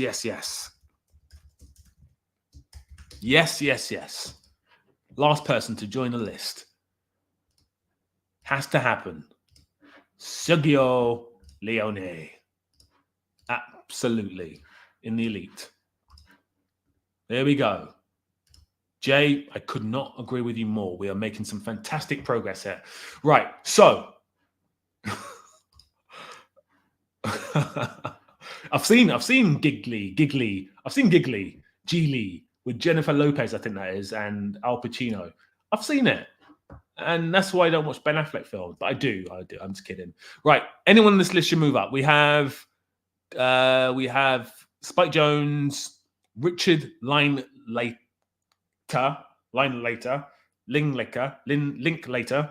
We have Gaspar Noé, we have Catherine Bigelow, we have Alexander Payne, Abbas Kiarostami. If anyone's seen the works of Abbas Kiarostami, do let me know. And last, we have David O. Russell, who definitely shouldn't move up. So, guys, anyone move up on this list? I'm thinking no. I maybe would put Gaspar Noé in iconic, but that's probably the only change I would make. Spike Jonze maybe didn't get a free crack of the whip here. Is he not an iconic? No? Hit me up, guys. What are you thinking? Spike Jonze? We moving him up? What are we doing? No. Okay. We're not moving anyone. Sporadic. Ang Lee, Lynn Ramsey, and John Carpenter.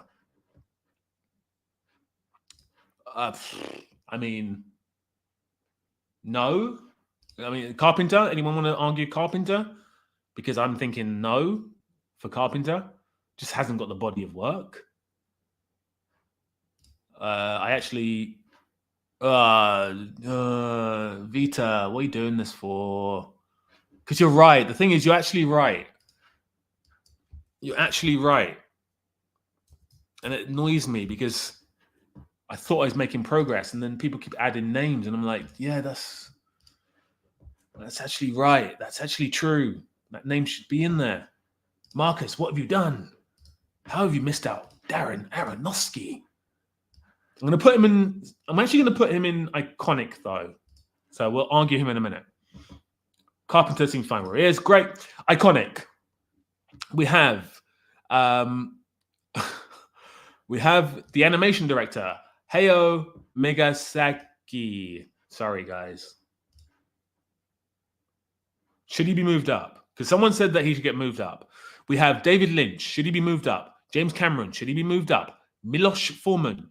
Steven Soderbergh. Wes Anderson. Guys, I want to put Wes Anderson down. I'm the one who put him in iconic, but I want to put him down. We have Pedro Almodovar. Completely. That was not how you say his name. De Palma and Aronofsky. Anyone want to argue Aronofsky going higher? Anyone want to argue? Anyone want to argue Hayao going higher? Anyone want to argue Lynch or Cameron going higher? Right, Swarm Engine. Swarm Engine. You are adamant this person should go up, so I've moved them up. Anyone else? Can do a call-in so people can argue their points. Do you know what, Vita? I would love to do a call-in so people can argue their points, but I don't know how to do that. So we may have to do that another time. I need to. This is my third stream, so I'm a bit. I know I can do it. I just don't know how to do it. So we will do a call-in soon. We'll do a call-in soon. Right. Iconic. Anyone else should move up. Anyone should move up. De Palma. I'm going to say, no, I don't think so with De Palma. And I love De Palma. You think Soderbergh should go down? I can't put Soderbergh down. I do think Aronofsky should go down. I do think Aronofsky should go down. I'm not going to lie to you. So, guys, I'm going to keep this the same. Elite. We have Woody Allen. I think many people are going to want Woody Allen down. Nolan. Should Nolan go up? Villeneuve. Should he go up? Park Chan-wook. Should he go up? Inarritu. Should he go up? Billy Wilder. Go up? Go down? I think Orson Welles has to stay here. Tarantino, the greatest. Maybe go up. Michel Haneke. Should he go up? Lee. Down. Up. Fincher. Up. Down. Michael Mann, Ridley Scott.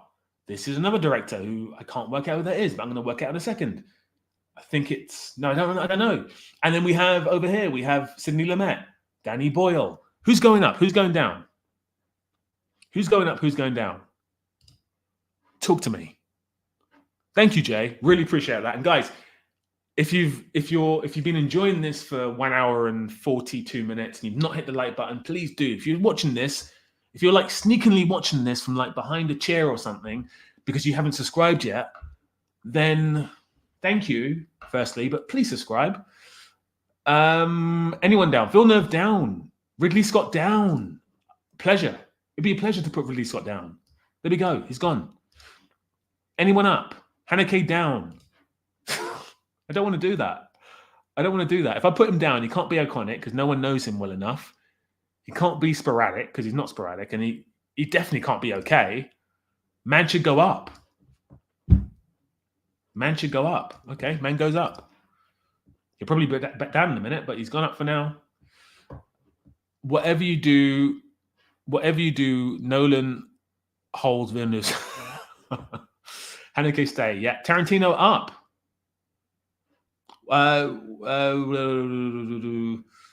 Weepy Whoopie. Great name.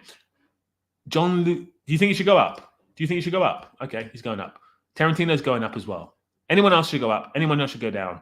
At this point, it doesn't really matter if anyone goes down. It kind of only matters who goes up.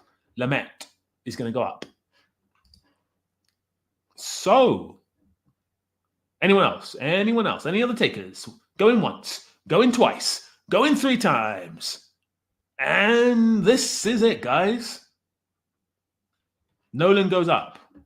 Does Nolan go up? Okay, Nolan goes up. Why is David Lynch iconic? Do you think Lynch should go up? Because I personally do not. Right, guys, we are on this last line. We're on the last straight.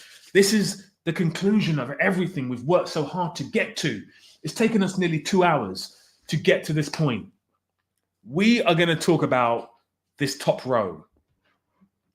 This is the most crucial part of the night. If you've been here since the beginning, huge love to you. Honestly, guys, I can't tell you how much I've loved the support over the past few months. And the fact that I'm now doing live streams with you guys is beautiful. And the fact that now, here today, in this room, in this stream, we're going to decide who the greatest director of all time is. We're going to do it right now by looking at this incredible list. And we're going to be objective, people. We're not going to put our thoughts, we're not going to put our personal thoughts and opinions. Well, we are going to put opinions into it. We're going to put a personal love for a director. We're going to be objective. We're going to say this film is better than that film is better than this film. We have to do it like that because that's all they have to work off. You can't say someone's nicer than someone. That's not direction, is it? You can't say this person did this at a charity venue. This is where the money is at. What film is better than which film? Okay? So, guys, I'm excited. Are you excited? If you're excited, let me know in the chat. This is going to be so incredible. And if you stayed up, you've been here for so long, and you've been watching since the beginning, this must feel so thrilling because you're part of something that's going to change history. Because you know what?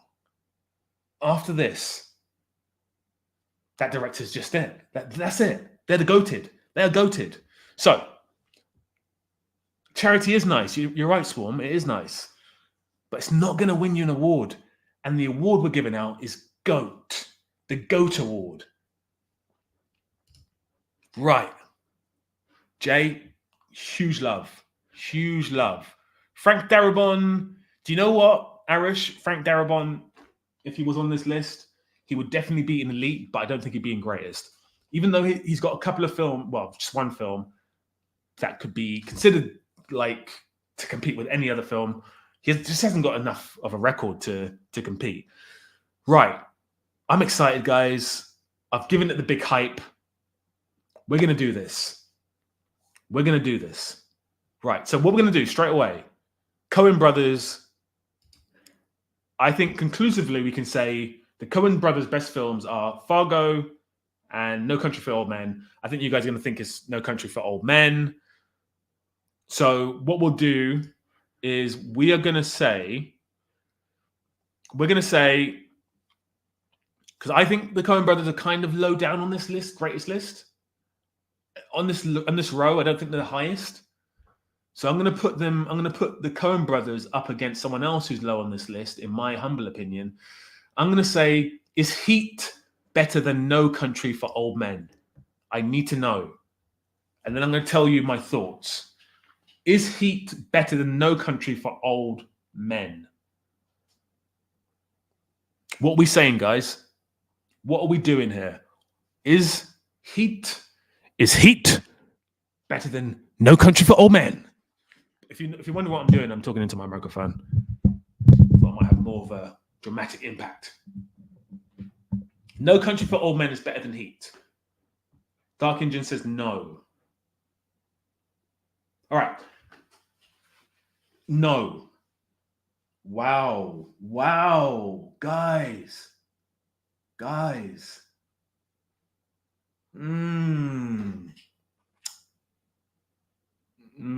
Okay. All right. Guys, if you're saying that, Michael Mann goes down. And I'm going to be fair. I'm going to let you guys kind of have a vote on this because, well, you've done so well so far. I don't agree, though. I think Heat is a hugely better film than No Country for Old Men. I think if you look at just the scope of the film, if you look at the dialogue, if you look at the acting, it's De Niro and Pacino. If you look at the set pieces, if you look at the cinematography, the music, just the whole thing's better. And I don't even think No Country for Old Men is better than Fargo. So, yeah, he's gone. All right, let's stick with the Coen brothers. Is No Country for Old Men better than the following films? Is it better than I'm going to go to Sidney Lumet. Is it better than Dog Day Afternoon? Is it better than Network? Is No Country for Old Men better than Network? Guys, don't let me down here. Listen, in my humble opinion, Dog Day Afternoon is better than No Country for Old Men. But put that aside for 1 second. Is Network not better than No Country for Old Men? Guys. I honestly, I can't allow Network is better than No Country for Old Men. I'm sorry. How should we consider their filmography? Few films, but all great. No, I'm going off their best films. I'm competing their best films against their best films. That's the only way we can do this. We can't really go for the misses because the misses are irrelevant at this point. But network, yeah, I agree. Everyone's coming in now. Yeah, Coen brothers, unfortunately, are gone. So now we're going to put Sidney Lumet up against. We're going to put him up against. Ooh, it's getting a bit tricky now. We're going to put Sidney Lumet up against David Lean. Right. So, Network, which is, I think, his best film. Is that better than Lawrence of Arabia? Is Network better than Lawrence of Arabia? Because Elijah, don't ruin the game. Don't ruin the game. Yeah, I totally agree. Vitaphone, it is a tough one. It is a tough one, Vitaphone, but it honestly isn't, because if you look at the book Dune is basically Lawrence of Arabia. If you look at the film Dune, it's basically Lawrence of Arabia. If you look at Indiana Jones, it's basically Lawrence of Arabia. If you look at most films that have that kind of desert adventure theme, it's Lawrence of Arabia. To me, that's not even a debate. So Sidney Lumet is going down. Is Lawrence of Arabia, and this is going to be a tough one, guys. Let's have some fun now. Is Lawrence of Arabia better than Boogie Nights, Magnolia? And I know you guys love your Phantom Thread. I don't like it. But is it better than any of those films? Is Lawrence of Arabia better than Boogie Nights, Magnolia, Phantom Thread? I know you love Phantom Thread. I know you love The Master. I know you love Punch Drunk Love. Is Lawrence of Arabia better than those films? I will give my opinion very... PTA's best is The Master. Okay, cool. Is Lawrence of Arabia better than The Master? Is Lawrence of Arabia better than The Master? Talk to me, guys. Talk to me. Oh, sorry. No, sorry. This debate just got very interesting. Because There Will Be Blood is 100%, not even close, Paul Thomas Anderson's best film. And in fact, maybe one of the greatest films of all time. Is Lawrence of Arabia better than There Will Be Blood? Is Lawrence of Arabia better than There Will Be Blood? Oh, this just got so interesting. Because now I'm starting to debate in my own head. Ooh. Oh my God. Oh Lord. I'm going to have to go for There Will Be Blood. Oh. NL, the answer is yes. Lawrence of Arabia is better than The Master. Yeah, but is it better than There Will Be Blood? Vita, There Will Be Blood, but Network is better than either. I don't know if Network is better than There Will Be Blood. And I love Network. But I don't know. This is so tough. I'm going to have to get rid of David Lean. I'm going with There Will Be Blood. Do you know what it is? What tips it over the edge? It's the central performance. For me, Daniel Day-Lewis, his performance is just marginally better than Irish actor. Can't remember his name.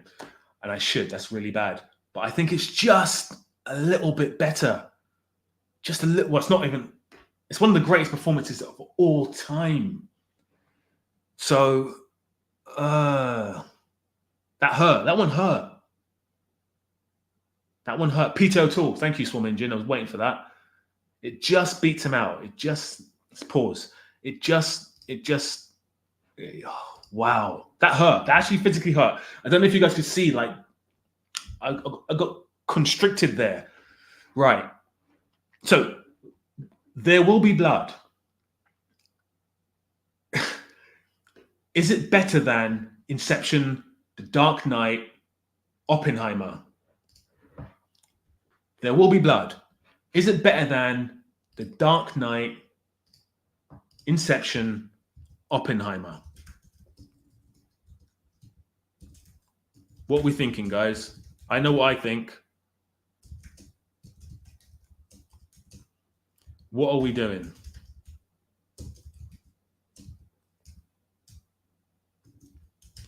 Sorry, I've gone quiet. It's because I am adding something onto the screen. I think this is a pretty big one. There Will Be Blood, as blah blah blah. Nolan family. Yep. Yep. Christopher Nolan goes, and he shouldn't have been in there in the first place. There Will Be Blood. Okay, let's put it up against. Guys, you know what's going to happen. There Will Be Blood's going to come up against something that it simply just cannot compete with. And right now, I'm going to put it up against Persona, or I'm going to put There Will Be Blood up against Persona. And you know what? There's so many great Ingmar Bergman films. If someone can tell me something in the comment. Vitaphone, thank you so much. Thank you so much. First super chat today, guys. If you're feeling the love, then show some love. Thank you so much, Vitaphone. No, I'm Arush. I'm not. Seventh Seal. Okay, Seventh Seal, Persona versus There Will Be Blood. I know what I think. Do I know what I think? Maybe not. But I think I know what I think. And Seventh Seal and Persona gap, There Will Be Blood. Swim Engine. Guys, come on. What are we doing here? PTA down. Bergman. Yeah. I have to. There's no way PTA is beating Bergman. I'm sorry. Maybe 10 years from now, maybe 12 years from now. But PTA, you're gone, my friend. You're gone. Right. Bergman, and we're doing it by films. We're not doing it by director, even though that technically was kind of director. But I do think, for me, Persona is a better film than There Will Be Blood, just marginally. Persona and Seventh Seal and a myriad of other films, are they better than a Godard film? Jean-Luc Godard. I always get them mixed up. They're French New Wave directors, and I always get their films mixed up. But Breathless is a masterpiece. Breathless is a masterpiece. But is Persona, Seventh Seal, is it better than Breathless? Someone else give me a Godard film, because I'm not really well versed in Godard. I'm well versed in French New Wave, but not so much in Godard films. But do you think we should get rid of Godard? I can't speak on him either. Listen. Breathless is incredible, but all of his films are very similar. They kind of take the American way of directing and editing and change it and make it a bit amateurish, but on purpose. And it's a movement which has defined how films are made now. So I think he's iconic. I wouldn't even have him in elite. I'd have him in an iconic. But if anyone wants to argue that, let me know. But he's gone, so you don't need to argue it. Persona or Seventh Seal versus, let's do this, Tarantino. I think conclusively, Pulp Fiction is his best film. So Persona versus Pulp Fiction. Elijah, we are at some point going to do a greatest films ever, but my God, this one has taken 2 hours. You guys would need I would need 7 hours to do a best films ever. But anyway, Bergman, no. Okay, so Swarm Engine, I love what you did here, and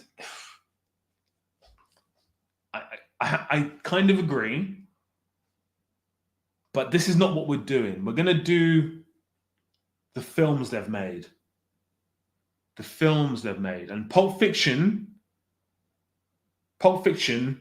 versus Persona versus Seventh Seal versus his filmography. So we're doing filmography. If you don't like Pulp Fiction, which is definitely his best film, if you like Kill Bill or Inglourious Basterds or Reservoir Dogs or whatever, let's match them up. Let's do this properly. Let's match them up.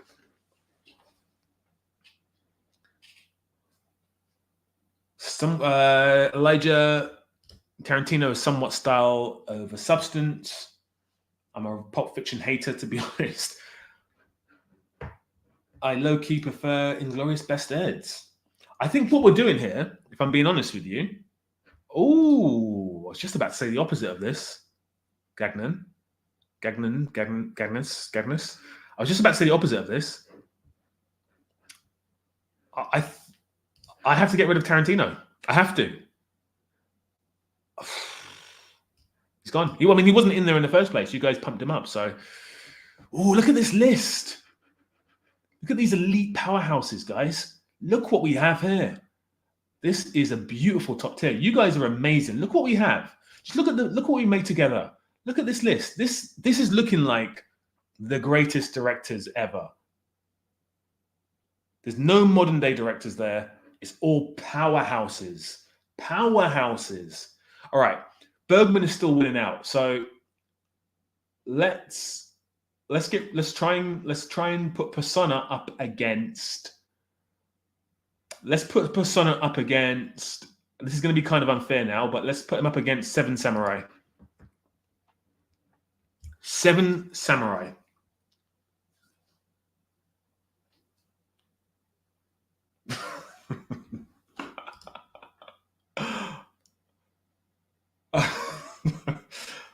I don't know if he did, and you're going to find out, Swarm Engine. I think you might have overstepped there. I love this. Tarantino changed in my obvious ways. You're a director. Yeah, totally agree. By Bergman. So I think we're all saying that Bergman's going, but I'm going to put Bergman here because he's like the elite of the elite, isn't he? There we go. He's the elite of the elite.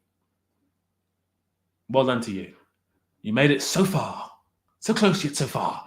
So that means we're going to put Seven Samurai up against Hitchcock. Let's do Psycho. Is Seven Samurai and Ran better than Psycho, Rear Window, Vertigo? What we doing? Is Seven Samurai better than Vertigo, Psycho? What we doing?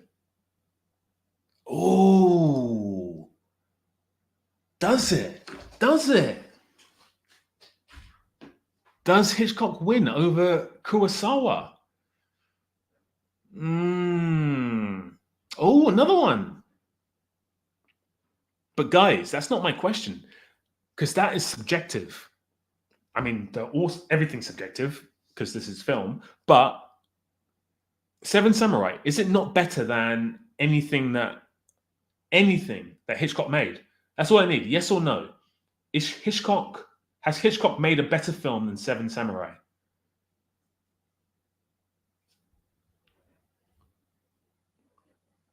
I don't think so. I personally do not think that Hitchcock has made a better film than Seven Samurai. And I think, you know what? I think what I'm doing here is very clean cut. It's very clean cut.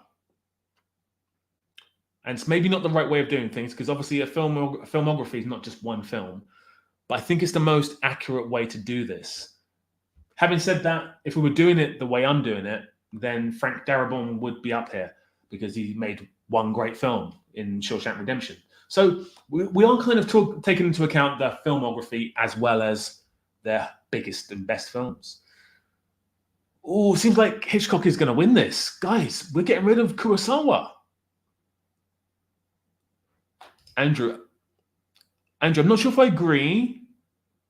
I do agree, but I'm not sure I agree, because he does delve into different genres, but his filmmaking style is the same. But I think most directors' filmmaking styles are the same. We literally see Snyder copying. Well, yeah, I mean, I wouldn't even call it copying, because he's not good enough to copy it. It's as if it's like if, for example, Drake tried to be as good as the Rolling Stones. It's just not possible, is it? I'm still stuck on this one.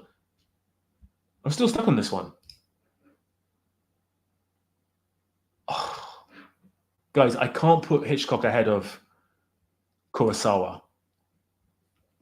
something inside me is just not allowing that to happen. And many of you said that Hitchcock is better.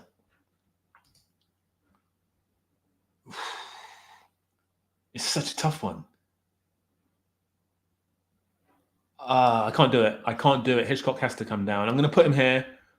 He might come back up, but I don't think so because we're going for the best.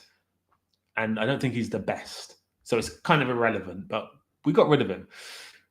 Kurosawa versus Tchaikovsky. I think someone, was it you, Vita, who showed me how to say Tarkovsky?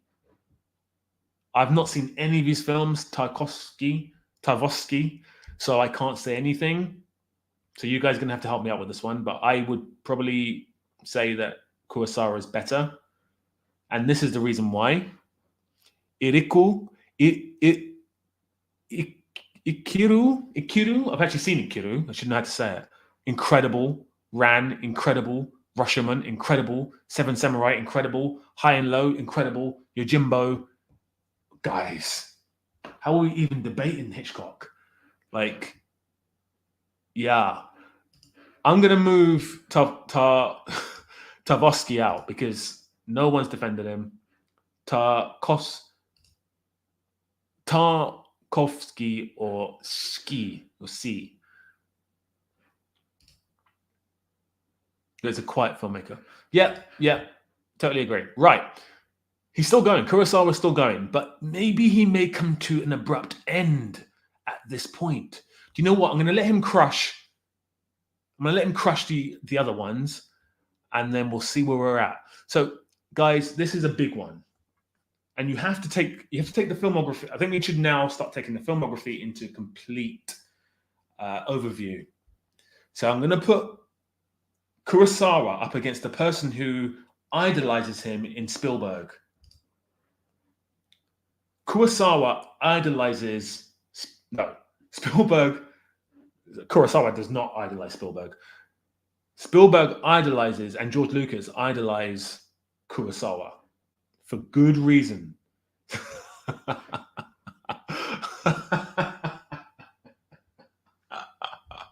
Swarm Engine, I kind of am, but it's not going to work. Ooh, Arush. Spielberg wins for sure. Ooh, that's a big shout, my friend. Ooh. Okay, I've not said any films. So Spielberg has Saving Private Ryan, E.T., Close Encounters, which I'm not a big fan of, but Jaws, and then Schindler's List. He made Schindler's List whilst making Jurassic Park. Guys, just look at the variety of films there. Look at Schindler's List is one of the greatest films ever made. Like,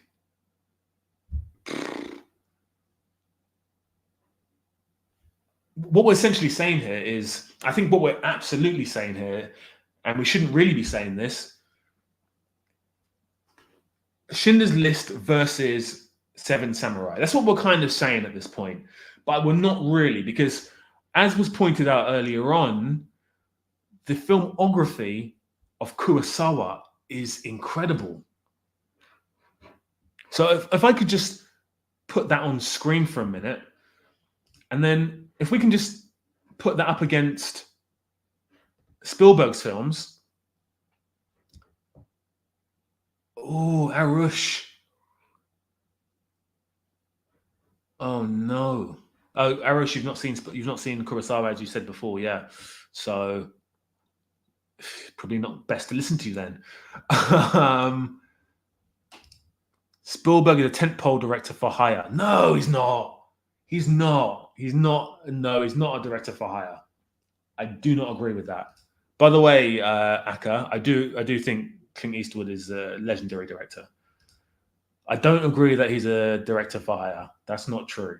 That's simply not true. He's definitely not a director for hire. I mean, he might be now. I mean, the guy's like 78, and some of the films he's made recently feel like they're for hire. But if you look at his filmography, and he's borrowed off of Hitchcock, he's borrowed off of Kurosawa, He's borrowed off of De Palma, his mate, but he's not a director for hire. He's an innovative director. He's one of the most innovative directors ever. All these directors now, they all owe him their career, obviously. Honestly, this filmography is just incredible. Incredible. I didn't put him in, and I do apologize, but he wouldn't be winning this anyway. So we'll maybe put him in right at the end. Spielberg down. Ooh. I'm playing this any seamless. Do you know what? So true. And that's to do with his real the person he looks up to the most is John Ford. And that's what John Ford did. So yeah. Tricky one, guys. Sorry to late to the party, but Kurosawa over Spielberg, just for the beauty of the visuals alone. William, so glad to have you on board again. And this, Christian. And by the way, Christian, you make some wonderful comments. They're very, very laced with intelligence. Spielberg in the 2010s is outstanding. And I would agree with that. You guys are sleeping on Spielberg. I know he's one of the directors. He's almost like a high-end Michael Bay. He's like if Michael Bay and Zack Snyder had a brain between them, it would be Steven Spielberg's. If that makes any sense. Oh, we're still stuck on this, aren't we? I love this. I love how we're down to this. We're down to this like last. How many have we got left? 5, and we're stuck here. And I think I'm going to have to be the one to pull the cord. Bridge of Spies is a great. It is a great movie. And this is the thing, and this is again, guys. This is why I call my channel "Cinema Is Dying," because a film that is not anywhere near Steven Spielberg's best film. That film, Bridge of Spies, is almost as good as Oppenheimer, and it's not even Spielberg's best work. Munich is better than Oppenheimer. Munich's not even his best work. Honestly. High-end Michael Bay is the most back-ended compliment. It is a little bit, actually. He makes invisible oneers in his sleep.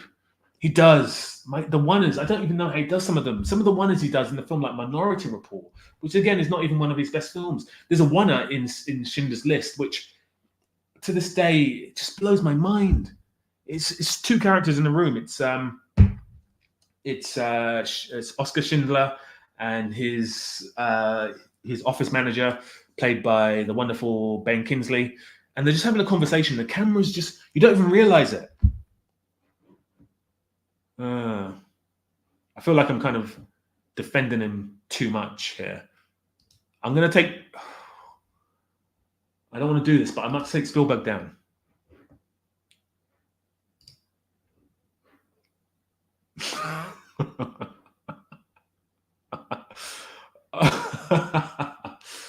Oh, guys. Oh, no. Oh, God. Oh, Lord.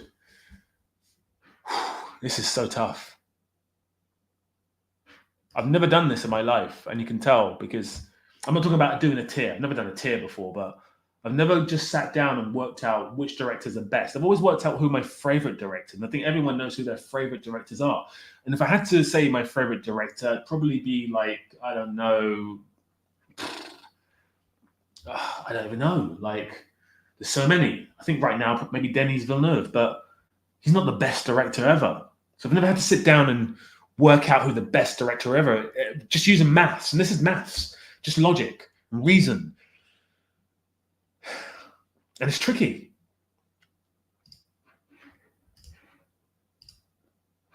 NL, yeah, he didn't. Which is shameful on my behalf because he's better than a lot of these directors on this list. Just shameful. I'm going to put him in now. Wong Kar-wai. And whilst I'm doing that, I can think about who's going from this list. Anyone else I'm missing, guys? I do want us to be quite definitive so we can save this. We can post it on our community page because it's our community page. It's not just my community page. We share it. I know a lot of YouTubers don't use the community page quite frequently, and That's absolutely fine. But I do like talking to you guys, and I do want this to be our thing that we grow together. I don't want to be a year from now forgetting who you guys are. I want to remember you guys, and I want this to be our thing that we're growing collectively. And I know, and that's one thing I've always said is I don't want this to be an echo chamber of, because I love, sometimes I sit down and I do watch some streams like Critical Drinker and that group of individuals, and I do love them, and they do amuse me, but they're all kind of just saying the same thing. I don't want this to be the same. I don't want to sit here and just say the same thing. I want us to all have intelligent, wonderful chats like we're having today, where we're making history here, guys. We're going to find out who the best director is ever. Okay, War K Wong. I'm going to put War K Wong into elite because she'll definitely be in there. Right, I'm going to make this. I'm going to cut the cord. I'm so sorry. I have to do this now because I've wasted so much time on this. Kurosawa has gone down, which means that Steven Spielberg is up against his mate, Martin Scorsese, and his other mate, Stanley Kubrick, and his other mate, Francis Ford Coppola. Can anyone tell me what all these... No, not all four of them, but three of them have in common? Can you tell me what they have in common? Scorsese didn't Scorsese have scandal like touching children? Absolutely not. Absolutely not. And oh God, I think you may have just demonetized my stream. Can anyone, whilst you guys are waiting, whilst I'm waiting for you guys to tell me what these guys have in common, I'm gonna show you guys one of the greatest scenes in film history. And I hope you guys enjoy it.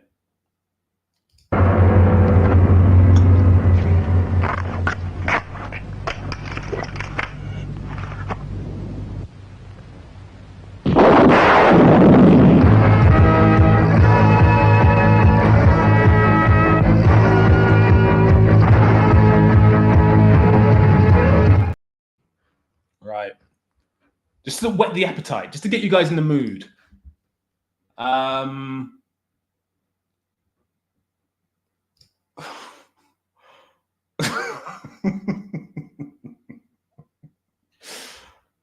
Yeah, Andrew, you're in a roundabout way, you're right. Here we go. Here we got the answer. New Wave Hollywood, 70s, all generation. Yep, there we go as well. First generation of film. I don't think they're first generation of film school students. I don't think that's true. But New York, I don't think that's true either, because I think, top of my head, Spielberg is not New York. Could be wrong. And I don't think that's true. But yeah, they're part of the 70s and 60s kind of, but mainly 70s group of directors who knew each other, went to similar film schools or same film schools. We have Steven Spielberg, we have Scorsese, De Palma, Francis Ford Coppola, George Lucas. The holy, I was going to say Trinity, but it's not a Trinity. But now, enough of the crap. Yes, Vita. Enough of the crap. We're down to the last four directors.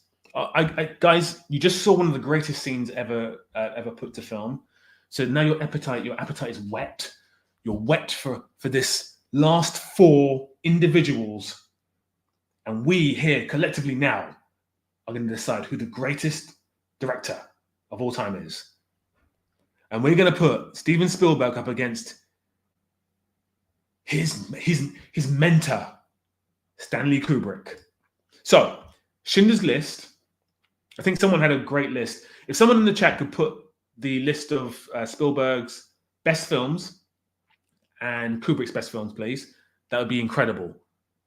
Oliver Stone, I think, was part of that, actually, Vita. Oliver Stone was more... He was in Vietnam at the time, so he wasn't part of that. But he was just after that. He's a bit younger than those guys. So yeah, he's not part of that. But he's an incredible director and probably should be on this list. Can someone do me a favor? Because I can't type them all out and do this all together. Spielberg's best films and Kubrick's best films. Let me know. And then I can stick it on my screen here. Who's older? Is Oliver Stone is older? Is that what you're saying? I don't think he is. He's younger. He's 100% younger. Haven't seen Kubrick yet. Here we go. Arush, thank you so much. Thank you. Huge love. Right. These are the list of the greatest Kubrick films ever. And honestly speaking, this is almost all his films because he didn't make many films, which I think should go against him a little bit because he didn't give himself enough. Well, you know, it's not that he has to do this, but I don't think he's got enough films to make enough bad films. But even if he made more films, they would have all been good because he's just such a great director. Andrew, thank you so much. Although I just need Spielberg's best films. There we go. E.T., Jaws, Saving Private Ryan, Schindler's List, Jurassic Park, and Indiana Jones. Right, guys, let's do this. So we have this one here. I'm going to put this at the top. I'm going to put this one over here as well. We have these two set of films. I know I'm going between them, but who has the better filmography? Because we have to now do filmography. I'm going to put it out there straight away and say that Steven Spielberg has not made a better film. No, I can't say that. I don't think Stanley Kubrick made a better film than Schindler's List. But that's kind of irrelevant because we're looking at the whole filmography at this point. We're going to excuse Spielberg for living longer. Well, he didn't live longer, but he made way more films than Kubrick. I think Kubrick died at the same age that Spielberg is now. Someone can fact check me that. That'd be lovely. But, ooh. Wow. Wow. You guys are all saying Kubrick beats Spielberg.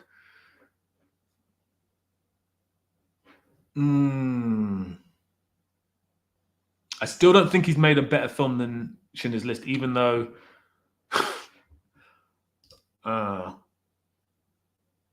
yeah, you know, Vita, it's, you know, I think there's a difference between film and movies.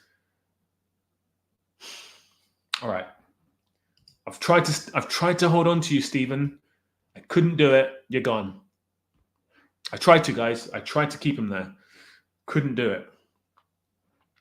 Kubrick died at 70 and Spielberg. Thank you so much. Thank you. Right. Well, I think I know how this is going to end. We're going to first of all put Kubrick. I'm not going to put Kubrick against Francis Ford Coppola. I'm going to put Kubrick up against Scorsese.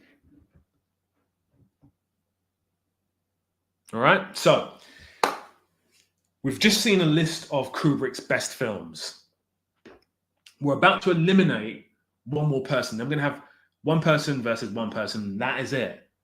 We will then know who the best director of all time is. And just before that, we'll have a little interval with another of the greatest scenes in cinema history. Now, the last time I posted one of the greatest scenes in cinema history, my last stream, I got demonetized because it was a clip from this incredible film, and someone copyright claimed it. So I'm hoping that this doesn't get demonetized as well. But hey, it's all fun and games, right? So, are we doing that, Arish? Are we just saying that Kubrick just wins over Martin Scorsese? Are we going to do that? It seems like everyone's agreeing. Penny, I cannot say that. I'm going to call you Panna. Scorsese is the most overrated boomer. Ooh. Scorsese wins. Yes, here we go. Thank you so much, Christian. Mean Streets, Taxi Driver, Goodfellas, Raging Bull. Here's my thoughts. I don't think Kubrick's a better director than Scorsese. I think to be a great director, you need to have a number of attributes that accumulate to you becoming the best director ever. And I don't think that Kubrick had every. For example, I think the greatest screen performance ever by a male actor is Raging Bull and Robert De Niro. Robert De Niro and Raging Bull is the greatest screen performance I've ever seen in my whole life. And I can pick out a number of times where Scorsese has elicited great performances from his actors. I can't say the same of Kubrick. Cannot say the same. And I think a lot of Kubrick's mystique comes from the fact that he has a mystique. I think Scorsese hasn't got that mystique. The filmography of Kubrick can be picked at. I don't think The Shining is this masterpiece that people think it is. I don't think Eyes Wide Shut is a masterpiece. I think it's a really good film. Barry Lyndon's a really good film. Clockwork Orange isn't great. Dr. Strangelove is really good. But then Spartacus is an epic film, but it's not a great film. And then you have Scorsese, who also can be picked at. He's got a lot of bad films. You know, you make as many bad films as him, you're going to make bad films. But then amongst that, you have Taxi Driver, which is one of the greatest films ever. You have Goodfellas, which is one of the greatest films ever. You have Raging Bull, which is one of the greatest films ever. Those three films alone,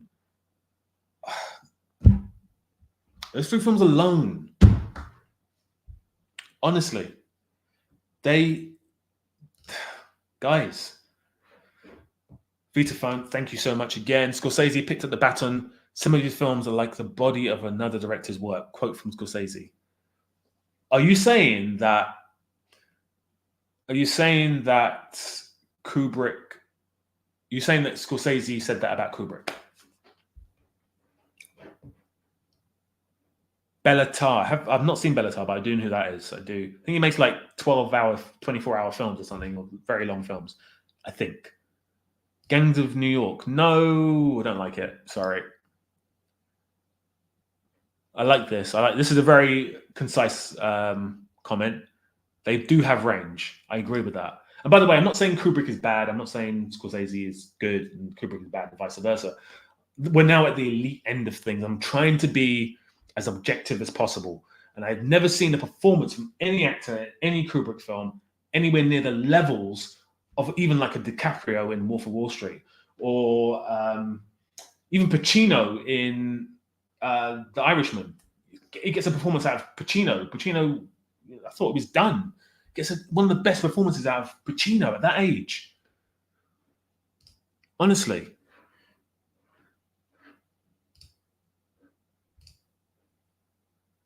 Yes, I agree with that.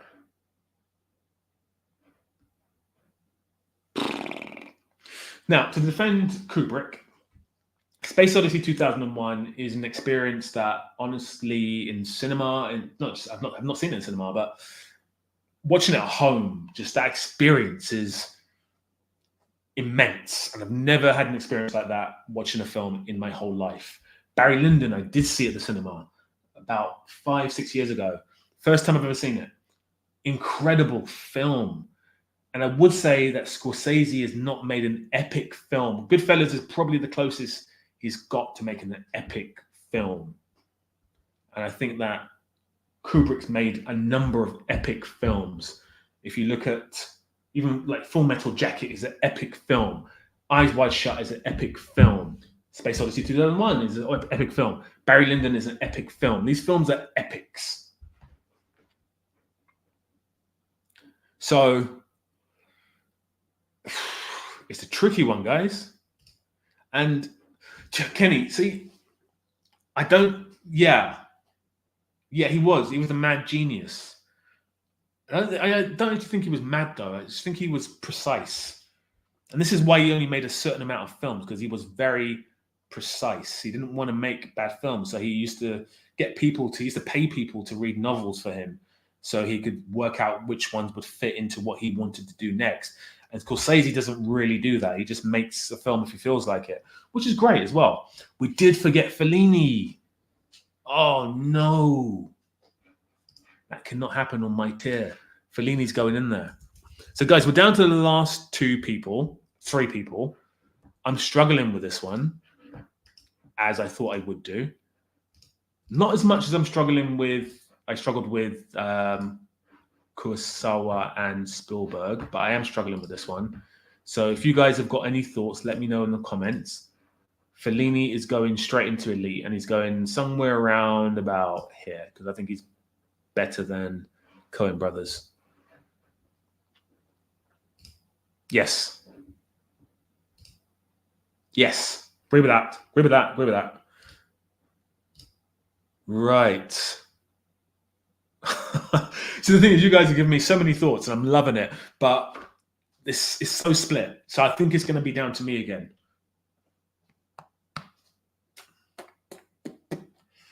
Oh, I'm torn. All right. So here's the thing. I said to you before, I have a favorite director, and we all have our favorite directors. And I think if you all in the comments put your favorite director in the chat, we'd all have so many different names. But Scorsese is my favorite director, but I don't think he's the best director ever. I don't think he's the best director ever. And I think all the mystique. We could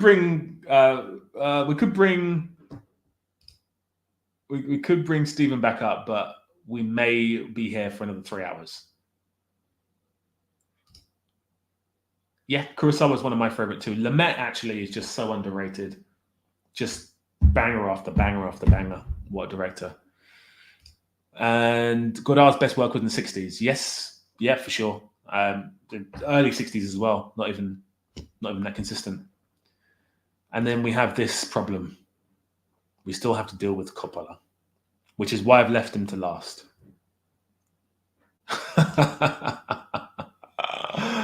Maybe. Okay, Chazelle. You know what? Maybe after this we'll talk about Damien Chazelle, because I have some strong thoughts about Damien Chazelle. Truffaut, Antolini, Wim Wenders. I did. Oh God. I've not seen any Antolini's films, but I think he was very prominent in the 70s. Am I correct? I think he made a film with Jack Nicholson, which name I can't remember. Wim Wenders doesn't get on there for me. He gets on there, but he's not. I don't think he needs to be on this list. I do love Wim Wenders, but anyway, I'm absolutely avoiding answering this dilemma, which is Scorsese versus Kubrick. Guys. If you haven't hit the like button, please do that. That's the first thing.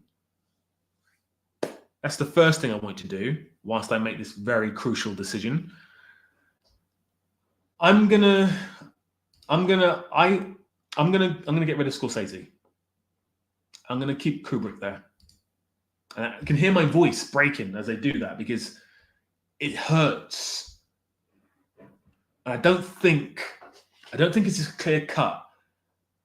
And it's not clear cut. At this stage, it's not clear cut.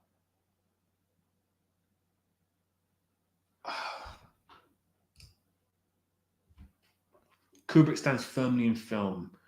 Spielberg firmly in movies. Marty is firmly in film and movie. Yeah. Have to agree with that, which is an advantage, and probably should see him stay up the top. But there's still a chance. We haven't got a winner yet. There's still a chance. Let's get rid of one more person, then we can make a final decision. Objectively, the greatest directors are Wells, Kubrick, Kurosawa, just based on the consistent quality, quantity, and range of their work. Dan, I do not agree with that. Orson Welles should not be on that list. He hasn't got a filmography that backs it up. What I said earlier was he is one of the most important directors ever. Citizen Kane is one of the most important films ever made, if not the most important film ever made. Maybe not the most important, but definitely one of the most important. I think two of the most important was definitely Birth of a Nation, which I spoke about on the video. I don't want to really give it any more praise, so I won't say anything more. And then also Joan of Arc, which I think was 1929. Again, just maybe someone can fact check me on that.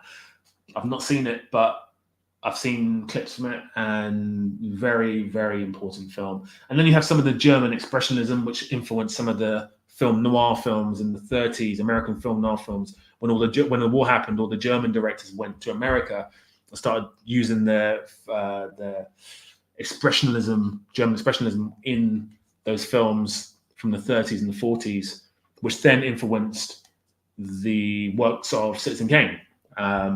You see those harsh shadows that Greg Toland did. So I think he's one of the most important directors, but I don't think he's the greatest director. And it's a shame to say that, because I do like him. And Kurosawa, I mean, we voted on him. It was very difficult. I might put him back up. Might be here for another 3 hours, but I won't be. But now we're down to Kubrick versus Francis Ford Coppola. We've not spoken about Francis Ford Coppola. Someone wanted his daughter in this list. No thanks. And here's my thoughts on Francis Ford Coppola and why I put him straight to the top. I didn't even speak about him. I just put him straight to the greatest, which probably suggests to you where I'm leaning, which is weird because I really love Kubrick. But no other director in the history of film ever, and if someone wants to debate this with me in the comments, please do. No other director in the history of film or movies or anything, of maybe art, even music, has put together a string of films like Coppola did between 1972 and 1979, I think it was. We had The Godfather 1, we had The Godfather 2, we had The Conversation, we had Apocalypse Now. I think I'm missing the film. But each one of these films could easily be considered the top 1, 2, or 3 best films ever made. And he made them back after back after back after back. No director has had a run like that ever. Now, conversely, the films he made before that and after that are all shit. But we're not talking about that. So yeah, talk to me. Guys, talk to me. What's happening here? William Friedkin. Yeah. Dan, so I just spoke about Orson Welles just a minute ago. Just name me some of his films. That's all I want to do, Dan. Name me some of his films, and then we can put it up on screen and talk about them. Right. So, guys. Elijah, you're a lifesaver. Yeah, so it was, I think it was Godfather. I think The Conversation was between The Godfather Part 2. I might be wrong there. I think it was after, actually. It was 1975 or 76, The Conversation. And The Godfather Part 2 was 1974. So Apocalypse Now is 1979. Now, that group of films in a row is just incredible. And I can't, for the life of me, say that Kubrick had a run like that, or even has 4 films that can compete with that. So tell me. Conversation of Godfather coming out the same year is insane too. 1974 then. Incredible. Guys, what are we doing here? Ooh, what's this? Apocalypse Is Not. What are we doing? Who's gonna... Sorcerer is Friedkin's best work in my view. Friedkin, I'm going to put on the list in a second. I really haven't delved into his work enough, and I think that's a shame on me, because I do think he, in the 70s, was one of the top directors. He made The French Connection, he made The Exorcist, he made Sorcerer, which I don't like Sorcerer. I prefer the original, which is something, Wages of Fear. I prefer the original, but yeah. Anyway, and also Hal Ashby. I need to see being there. It's on my list of films to watch, Jay. But you're distracting me, Jay. Let's stay on point. Let's get to the best director ever. Because if you guys don't tell me who you think should win this, I am going to just say who wins. 4 Bangers by Gary Oldman. Yep. That's a very strange film. I think it's called. No, it's not Interview with a Vampire. I think it's just called Dracula. It's called Dracula, and it's got Keanu Reeves doing the worst British accent ever. Hey, dude, would you like to come to the party with me? It's an awful accent.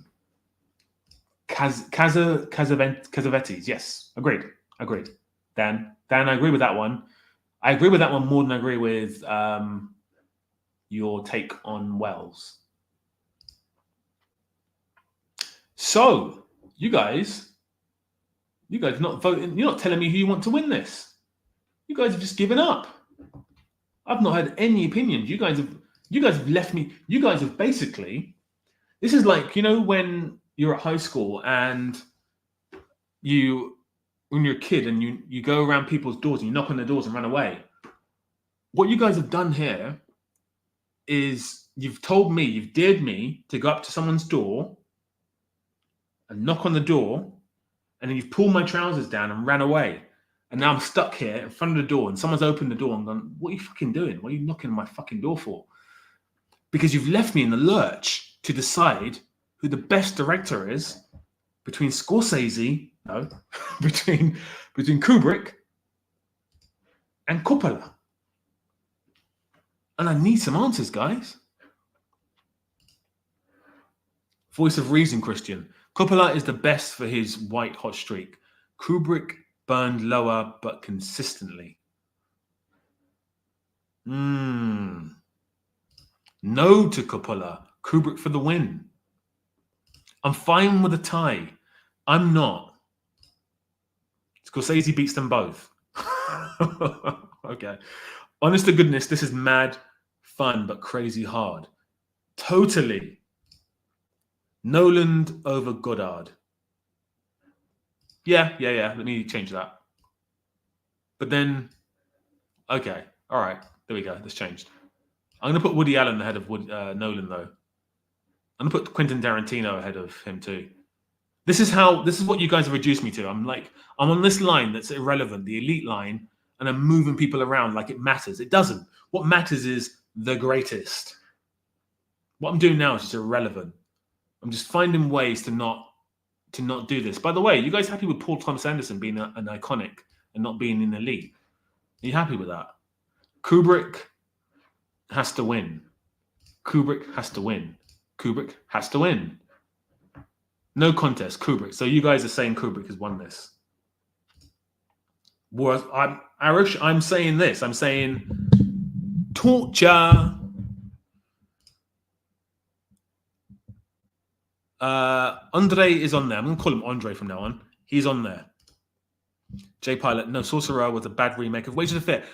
Jay, love you, man. Jay, I love you. But I'm going to be honest. I started watching Sorcerer because I watched... there's a British film reviewer called Mark Commode. And he bangs on about The Exorcist being his favorite film. And he also talks about Sorcerer being incredible. So I watched it. And then it wasn't. I turned it off after an hour. So, yeah. We did. I mean... So the thing is... Okay, so obviously, if you guys don't know, I'm actually a filmmaker as well. And the rule in Hollywood is do not talk about other directors. Tarantino does it, but no one really... They all praise each other. All actors praise each other. You don't get like a Kendrick Lamar and Drake beef with actors and with directors. Unless you get The Rock versus the other guy, Vin Diesel. But they didn't really... It was like a really crappy beef because no one said anything in public. But with directors, you're not meant to talk about other directors. You're meant to just praise them all the time. I don't care about that. I'm not in Hollywood. I don't care about that. I fund my own films. I can say what I want. And this is actually just praising directors. So I'm fine with that. But to answer to Swarm Engine, where am I on this tier? I'm nowhere because these guys have had multi-million budgets to work with and I've not had that yet. But maybe one day. Who knows? Guys, it's looking like Kubrick has won this battle. It seems like he's won this battle. Justice for PTA. Because are we moving PTA up into elite then? Let me know in the chat. Because you guys have absolutely avoided the greatest. I think everyone said Kubrick, and I kind of agree with you, but I wish it was a bit more of a better fight. Ah, did he know? Did he know? That is very interesting. I mean, it doesn't surprise me. The reason why it doesn't surprise me is because um, Miloš Forman, I think he defected from Europe to America, and we had the whole. So basically, Andre is like the Russian version of Kubrick. So when Kubrick made Space Odyssey 2001, Andre made Solaris. So we had the whole America versus Russia, who can build the first space thing to go to space, and there was this whole thing between those two directors as well. It wasn't never a public thing, but he was Russia's big choice or big. He was the guy. They were like, "This is our guy. He's the guy." So it doesn't surprise me that he spoke crap about American directors at all. That makes perfect sense. I don't think Coppola and Scorsese can really be called consistent. I don't agree.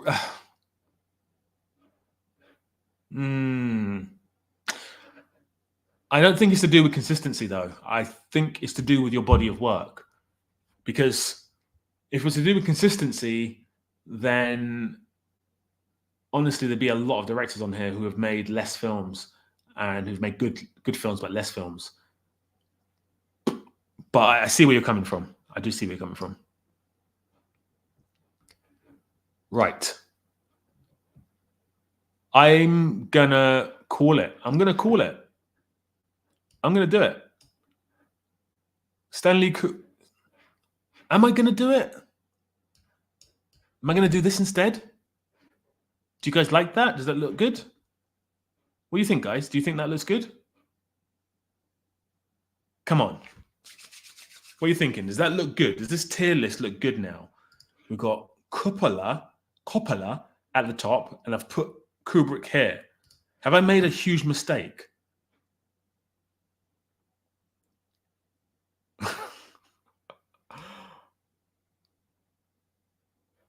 Have I made a huge mistake? This.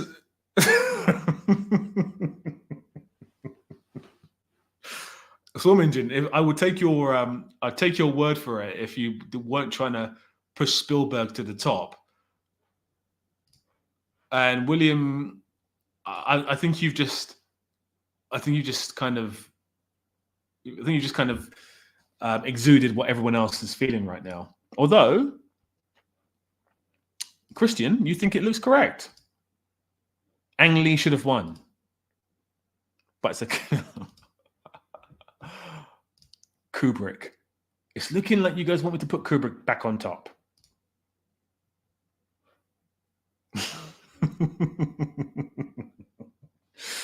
Oh dear.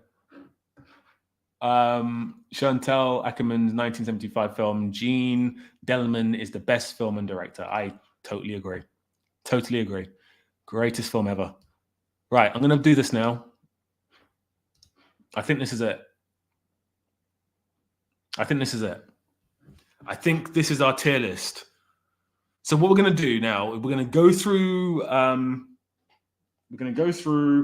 some names here. Yes, we're going to go through some names here. And what is this? Okay. We're going to go through some names here. And we're going to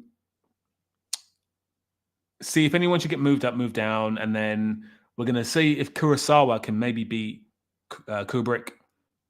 And then I'm going to call it a day, guys, because it's been 2 hours. It's been nearly 3 hours. My God. Jeez. Silence was amazing. I do agree with that. I think his most recent film, Killers of the Flower Moon, is trash. Just hot trash. But I do like Silence. It's not his best film, Silence, but it's actually... Oh, okay. Maybe it is one of his best films. Josh. It's not, but... it's nowhere near Goodfellas and it's Goodfellas and Taxi Driver. No winner. Anyway, the best movie of all time is The Immortal Ad Vitam. Not seen it, but I think it could be. Right, cool. So, guys, this is the OK list. We have legendary people such as Spike Jonze. And by the way, this is not a bad list. These guys are great as well. Spike Jonze. This is someone who I can't remember because it's been a long 3 hours. It is Richard Line. I can't get it right. Anyway, Gaspar Noé, Catherine Bigelow, and this is, oh God, I forgot his name. It's dude, Abbas Kiarostami, and this is David O. Russell, who should not be here. I don't know why I did that. Sorry, guys. This is John Carpenter. This is Lynn Ramsey, Ang Lee. Any changes so far? I don't think so. David Lynch, James Cameron, Miloš Forman, Wes Anderson, who I think should go down further. Anyway, Steven Soderbergh and Pedro Alvarenga, and we have Brian De Palma, we have Darren Aronofsky, we have Ridley Scott, and we have Jean-Luc Godard. And then in order of quality, we have the elite section, which has a bunch of lovely people. Maybe Paul Thomas Anderson should be higher up on this list, but you let me know. And then at the top, we have Stanley Kubrick. So, guys, that is everyone.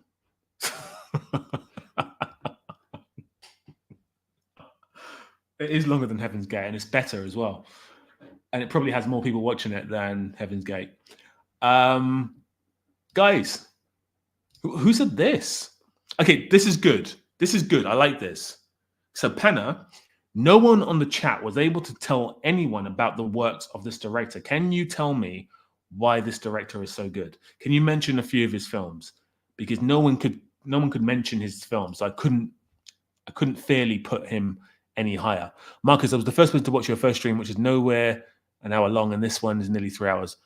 Thank you so much, Arish. You're amazing. Thank you. I won $5 for Kubrick.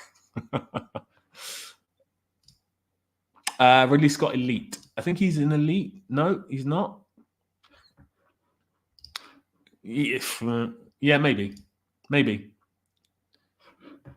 Yes. I agree. Yeah, they are all-timers. He's one of the great directors. We've missed a lot of directors. A lot of Asian, European directors that we've missed out on. Yeah, we've made some mistakes. William Friedkin is probably the biggest mistake. So, yeah. Was it auto-affected? He moved to Italy and then died in France. He made his last movie in Sweden. I did not know that. Guys, you're teaching me so much tonight. Thank you so much. So much. Nolan down. I can't do that. I want to, just to be controversial, but he's up there. I did. All right. This is the last chance, guys. Last chance, because I think this stream's coming to an end. We're probably going to end on the 3-hour mark, so we've got 7 minutes left. Anyone you think should be added to this tier list? I'm not talking about at the top, because I think we've established that Kubrick is the best. Not sure if I agree. I think Kurosawa could maybe beat Kubrick, honestly. But who do you think should be on this list as well? Bring Spike Jonze up. Maybe.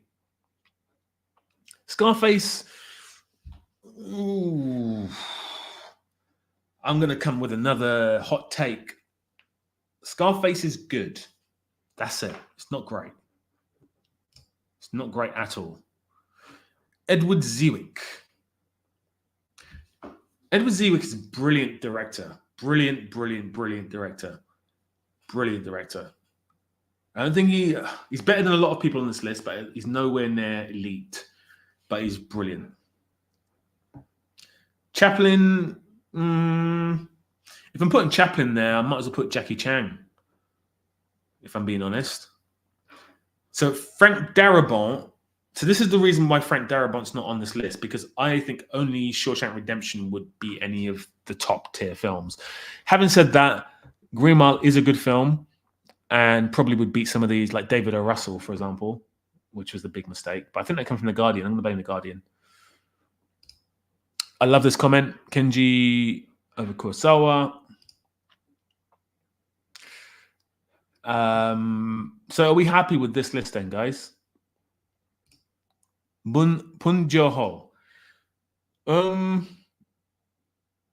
Yeah, I think he should be on the list. Yeah, ahead of some of these people. So okay, so let's do this. Last people to go on the list. We are gonna do William Friedkin. Anyone else, guys? Last orders.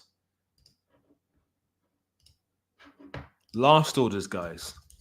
Who else is going to go on this beautiful list? Pun Joho goes on there as well. Any other names that we are missing? We don't want this list to be a sham. We want it to be good. I'm going to put Friedkin into iconic, and I'm going to put Pun Joho. I'm going to put him in here, in okay. No, I'm going to put him in icon. It's not really iconic. Yeah, he's going to be an iconic. He's got an Oscar. For F's sake, he's got an Oscar. Who else am I missing? Darabont was terrible. Green Mile is daytime soap trash. I kind of agree. Not huge. Godard, Alphaville. I didn't like Alphaville. I think I turned that off as well. But I do love Breathless. Incredible film. Fellini is in there. Fellini's in there. I put Fellini in here. I think. He's in here somewhere. Is he not in here? Is he not in here? Okay, I'll do it now. Anyone else, guys? As we come to a closing point in this chat, in this wonderful, incredible, epic chat, who else should go onto this list? Polanski, okay, so I spoke about this at the beginning of the chat. Unfortunately, I know Woody Allen's on the list, and Woody Allen married his daughter, and there's allegations left, right, and center. Well, not really, just allegations about one specific thing that he did. But Polanski, I saw an interview with him that he did in the 80s, where he admitted to what he did in the 70s, which I won't repeat on this chat, on the stream, because I don't want to get demonetized. But he said it's fine. He said that what he did was fine, and he said that he said he's been doing it all his life, and that's what he likes. So I'm not putting him on here. Sorry, not having it. And I don't like the way that that the Hollywood elite all clapped when he won an Oscar for The Pianist, and they all clamored for him to be there. They were like, "Oh, we'll let him back in America so he can." The guy is facing some serious charges in America, and he should be in jail. He even went to jail in, I think, France for doing the same thing, or maybe he got away with it in France as well. No, I think he got away with it in France as well. But yeah, the Hollywood elite all standing there clapping, "Well done, you won an Oscar." And then Harvey Weinstein, a few years later, those same people came out and they were like, "Oh, this is terrible. Hollywood's awful." But you were clapping for Polanski. So just make your minds up. Anyway, so that's why he's not on here. Sorry to go off on a tangent, guys, but that's why Polanski's not on here. He probably deserves to be based on his filmography, but not on my tier list. Thank you not on our tier list. Thank you very much. Right, Fellini's going in. I think he's already on the list, but I've lost track. But he's on there. I think he is on the list. He's not on the list? Oh, he is now. And I'm going to stick him just behind the Coen brothers and in front of the aforementioned Woody Allen. Right. Park Chan-wook is in there already. Eastwood, I mentioned Eastwood. He's not on this list, but he should be, and I'll do that in a second. Sam Mendes doesn't deserve to be on this list. He's only made one incredible film, which is American Beauty. The rest of his films are not incredible. Ozo. Someone just said something very funny. Ozo should be on the list. Yeah, should be on the list. Fellini is worse than Carpenter, unironically. Panna, you've made some wonderful comments since you've come into the chat. You really have. This one I don't agree with. at all, but you've made some great comments. Repulsion is Polanski's best work, though. Yeah. Eraserhead, Elephant Man, Blue Elephant, Twin Peaks, Lost Highway are all incredible and widely influential. I don't think they're influential. I don't think anyone watches David Lynch's work and goes, I really want to be David Lynch, because I think that's literally impossible. But I do think they're really great films. Well, sorry. I do think The Elephant Man, I've not seen Eraserhead. I think Elephant Man and Mulholland Drive are great films. I think The Blue Velvet is good, and I think I've not seen Twin Peaks. And Lost Highway, as I said, I turned it off. So, yeah. 1917 is a gimmick. 1917 is a big old gimmick. It's a fun gimmick. It's a fun film. It's not a great film. It's just a big old gimmick. If the film was just shot normally, guys, would it be as good? If the film was shot normally, over the shoulder, wide, medium close-ups, which I don't understand why it wasn't, would it be as good? I don't think so. I don't think it'd be as good. That's my personal opinion. If you disagree with me, let me know in the comments. But I think if 1917 was just a normally shot film, it wouldn't be anywhere near as revered as it was. And of course, that's like saying if my dad was my mum, then my mum would be my dad. But I think it's more relevant in this. I think Barry Jenkins has a perfect filmography right now. I do not agree with that. I think he doesn't have a perfect filmography. I think he has a good filmography. I think Barry Jenkins, in fact, who was talking about Damien Chazelle? Because this is the perfect time to talk about Damien Chazelle, even though I've gone over 3 hours. This is the perfect time to talk about Damien Chazelle. Who was talking about Damien Chazelle? Who wants to come out and put the hand up and go, I love Damien Chazelle? I think it was you, Elijah, because I recognize your thing there. It was you. And did you bring him up as well? Actually, Claire Denis Swarm, I made a bit of a funny joke that maybe no one understood. I said, should we get rid of, I forgot what the joke was. Denise Villeneuve.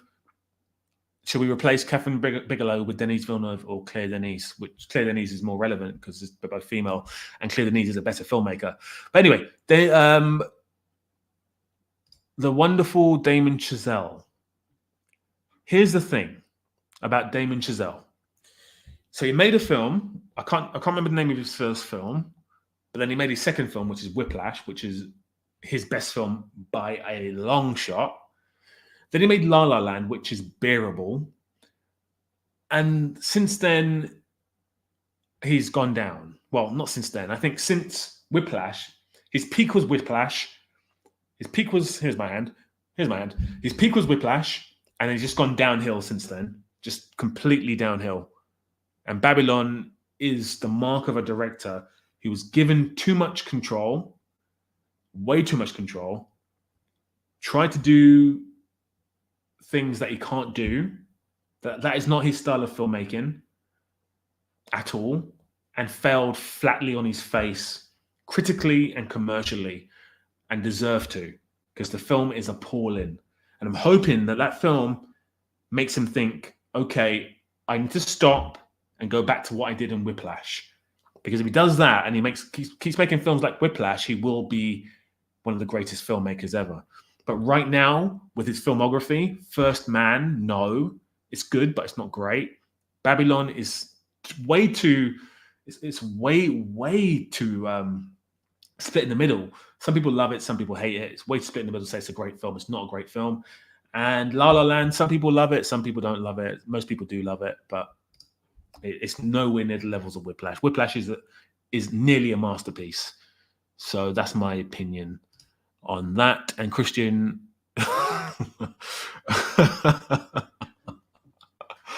I'm sorry, I had to do it, guys. I've been talking about Babylon for ages on the community page. I said to consider Damien without Babylon. If I do that, I'm only considering I might just consider none of his films apart from Whiplash, honestly. For me, guys, Damien Chazelle is as good as the director of Chronicle. That may seem like a really controversial statement, but I rate them on the same level. I forgot the name of Josh Trank. To me, they're the same director. And that brings me to Barry Jenkins, who made Moonlight, and I forgot the name of his second film. They're both really good films. They're both very, very good films. Very good films. Very good films. But Steve McQueen's better. Like, Steve McQueen should be on this list if Barry Jenkins is on this list. In fact, I might put him on there. Babylon ripped off Three Amigos. Three Amigos is just brilliant. Brilliant film. Comedy's dead, isn't it? Comedy's absolutely dead. What was the last funny film that you guys saw? Because they're trying to sell this Fall Guy film as a comedy, and it's obviously not funny. And Three Amigos would just wipe the floor with any film made nowadays. This is a good shout, Arush. Peter Weir. Very, very, very, very, very good shout. Very, very, very good shout. Very, very, very good shout. He did make The Underground Railroad, and I've not seen it, so I need to see that. But it's not a film. I'm only doing films. Steve McQueen is so good. Agreed. Steve McQueen is just brilliant, and he's better than Damien Chazelle. Sorry to keep ragging on Damien Chazelle. Hey, Zeo Dynamite. So Zeo Dynamite, if you've just joined the chat, guys, by the way, if you could hit the like button, I would love that. I would absolutely love that. If you're watching this chat and you've not subscribed yet and you're kind of on the fence, let me know in the comments what it's going to take for me to push you over the fence so you subscribe. Because I looked at my analytics. I never really look at the analytics because I think it's pretty pointless. Well, it's not. It's actually very useful. But I think if you're a new creator, which I am, looking at the analytics can be kind of disheartening at times. So I try not to look at them. But I saw that a whopping 69% of people that watch my videos are not subscribed. And that is huge. George Miller, 2, whilst we're here. No, not for me. Not for me. Safdie Brothers, not for me. No, not for me. Do love them, though, but they have actually broken up. I only found this out a couple of weeks, 3-4 weeks ago, that the Safdie Brothers have broken up. They're not going to be making any films together anymore, which is just sad because I love Good Time and I love the other film they made, which the name doesn't come to my head straight now.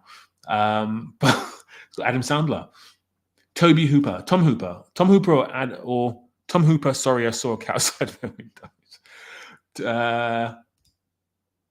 Terrible film, absolutely terrible. Jonathan Glazer has been mentioned. He doesn't make it into this list. He hasn't got enough good films to make. I actually think his best film is Sexy Beast. That's again a bit of a wild statement, but you know, it's what I love. George Lucas. No, definitely not. In fact, if you made a list of the worst the worst directors ever, maybe George Lucas might make it onto that. And I'll leave it there. Okay, guys. So what have we learned today? What lessons have we learned? If you guys are making notes, we're going to sum things up. We did this in the other chat when we spoke about A24. We came to the conclusion that A24 are the punk music of film. Does that make sense? The punk music of film. Yes, they're the punk music of film. So A24 are very cool right now, very hip. They're transitioning into more commercial films. They are still going to make their more arty films, but they're very cool. They're a very cool studio. Everyone loves them. It used to be the same with Miramax back in the 90s until something happened, which I won't speak about, even though I kind of alluded to it before. So Miramax used to be the A24 before. So film studios are irrelevant. The most important thing is the director, which is why we're talking about directors today. What have we learned about directors? I think we've learned that most directors are inconsistent. If you have a long career, like Martin Scorsese or even Kurosawa, there's a fair chance that 50% of your films are going to be bad. And that's unavoidable. And it's one of the reasons why Quentin Tarantino wants to stop at number 10, is it? 11, whatever it is. I think it's pretty stupid. I think he's still young enough to make more good films, but I respect it. But if you have a long enough career and make enough films, You are going to make bad films. Even Christopher Nolan, who everyone loves, has made bad films. The Dark Knight Rises, for example, and also Tenet are terrible films. So if you have a long enough career, you'll have bad films. What defines you as a filmmaker is not your bad films, it's your good films. So how many good films do you have? If you've made loads of good films, you're probably a really good filmmaker. If you've made a few good films and you've died early, no, then, that's probably good. Like, people love Tupac because he died early. But if you're still rapping now, people probably not like him that much. And then you have people like Kubrick, who don't hardly made any films. I think made like, I don't know, 9, 10 films. So his ratio of films being good is naturally going to be kind of larger. And that's why he sits currently at the top, because his ratio of bad films to good films is skewed in his favor. So what have we learned? We've learned that it doesn't matter about how many films you make. It doesn't matter about the consistency, in my opinion, even though I defended Coppola for his films he made in a row that were great. It doesn't matter about that, really, because he could have made those 4 films at different points in his career and he'd still have those 4 films under his belt, and I'll still defend him. But to do them all in a row is just magical. But what we've learned is there are some incredible directors in the history of cinema. Incredible. I'm looking at this list, and this is just, I've missed some people out. This is just an incredible list. Even people like David O. Russell, who shouldn't be on this list. Catherine Bigelow shouldn't be on this list. But if you think about the films they've made, The Fighter it holds the best Mark Wahlberg and the best Christian Bale performance. He got De Niro to put in a great performance, which is pretty hard nowadays. He got Jennifer Jennifer Lawrence, an Oscar. The guy's a genius. He's a very angry genius. He hadn't got into a fist fight with George Clooney on Three Kings. But every filmmaker on this list is important in the history of film. And in a way, they're all borrowing off each other. Well, apart from the ones who came before the ones who came after the ones who, you know what I mean? But they're all so incredible in the history of filmmaking. And some of them have great films, some of them have terrible films, some of them have average films. But I think what we're really seeing here with this tier list is that, yes, cinema, in my opinion, these filmmakers, we probably won't be seeing filmmakers like this again in the future, the way things are going with cinema. But we can appreciate how they are now. Maybe I'm just being a bit of a, new is bad, old is good. Who knows? But anyway, I've been here for 3 hours and 12 minutes. Love this. Absolutely love this. You either die a hero or you live long enough to see yourself become a villain. And the other expression is, all political careers end in failure. So there you go. Marcus, you promised to talk about mediocre directors, especially the new ones, dumbing down films in one of your streams. And I think this could be the stream for that. There's quite a few of you in here. They are. I mean, Miramax in the 90s were seen as A24 because, the studios, the same thing happened in the 90s, guys. So the studios were seen as this big behemoth, churning out these big Arnold Schwarzenegger, Sly Stallone films, big action films, and not doing anything else apart from the tentpole Oscar-winning films and the blockbusters. And then you had Miramax, who came along and went, we're going to steal all these low-budget films, indie films that people are making, like Clerks and all of Quentin Tarantino's earlier films, and all those indie films from the 90s to all Miramax. And it's exactly what A24 have done. They've got all these auteurs allowed. I mean, not giving them as much freedom as they have now, but they were the A24 of the 90s, and they kind of transitioned a bit like what A24 are doing. They transitioned into massive blockbuster films until an event happened, which we're not going to talk about on the stream. But they were the A24. And Arush, sorry, Arush. Do you want to give me some names, Arush? I can't think of any names top of my head who I want to talk about. But there's a lot of them. There's a lot of these mediocre directors. I'm sorry, guys. You see them in. So what happens nowadays is filmmakers have to make TV because there's not enough films, and if you do make a film, they're typically quite low budget. So you have to transition into TV. That's why you see a lot like Nicholas Winding Refn has made a TV show. Quentin Tarantino's got a TV show coming out. Everyone's going into TV. There's money in TV, and it's kind of where everyone sits. But here's the thing. Panner, be careful, Panner. Let's not do that. I don't know. Maybe I've missed out on the strand of the chat. I hope I've missed out on the strand of the chat. But anyway, yeah, there's a lot of. I see a lot of TV shows that have a lot of bad direction in them. A lot of bad direction, and what I mean by bad direction, and this is all it's all subjective, but the performances from the actors are very mediocre. The shot structure is poor, and that may be to do with the editing because TV is very different. But then there's a lot of filmmakers who are getting praise for being average. So a lot of filmmakers are getting praised for being average. And yeah, I can't think of any names top of my head because I've been talking for 3 hours nonstop. So maybe I should approach this in another chat, Arish. But I mean, I told you that my review for Love Lies Bleeding comes out in a couple of days, and the director of that made Saint Maud. I've not seen Saint Maud, but I've heard it's good. I don't really like horror movies, so maybe it's not good. But I'll leave it there in terms of that director. And then, Greta Gerwig, she makes. I like Lady Bird. It's an okay film, but it's not a very well directed film. And I will go back to my my video essay about Barbie. It's a very by numbers directed film. It's a very much put the camera here, shoot, put the camera here, shoot, put the camera here, shoot, and then in the edit we'll fix the film. So yeah, I don't want to say she's a bad director. She's not a bad director.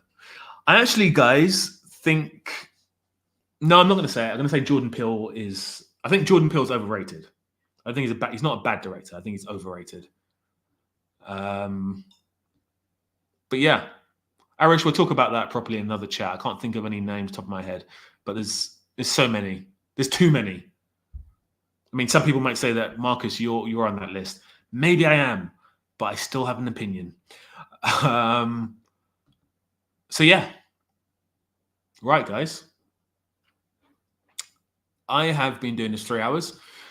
We can conclusively say that Stanley Kubrick is the greatest director of all time. I'm going to download this. I hope it doesn't get deleted. I'm going to download this, and if I can, and I can actually. I'm going to download this, and guys, this will go on the community page, and I'm sure you guys can debate it left, right, and center. This has been absolutely epic. Honestly, thank you, everyone. You've been sensational. And guys, I think before I leave, I just want to show you another one of the greatest scenes of all time. Hope I don't get demonetized for this one. But I have to show it to you before I leave. So have a quick watch.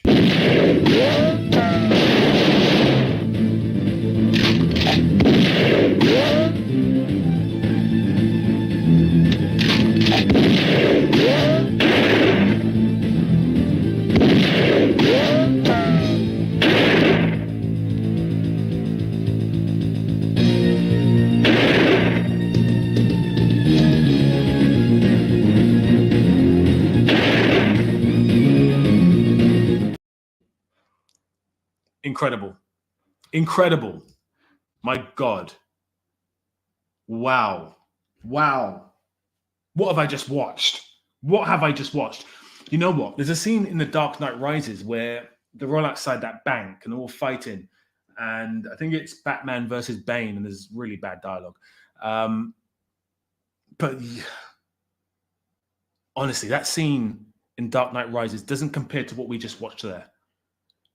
That was, you have to be something special to put something like that together.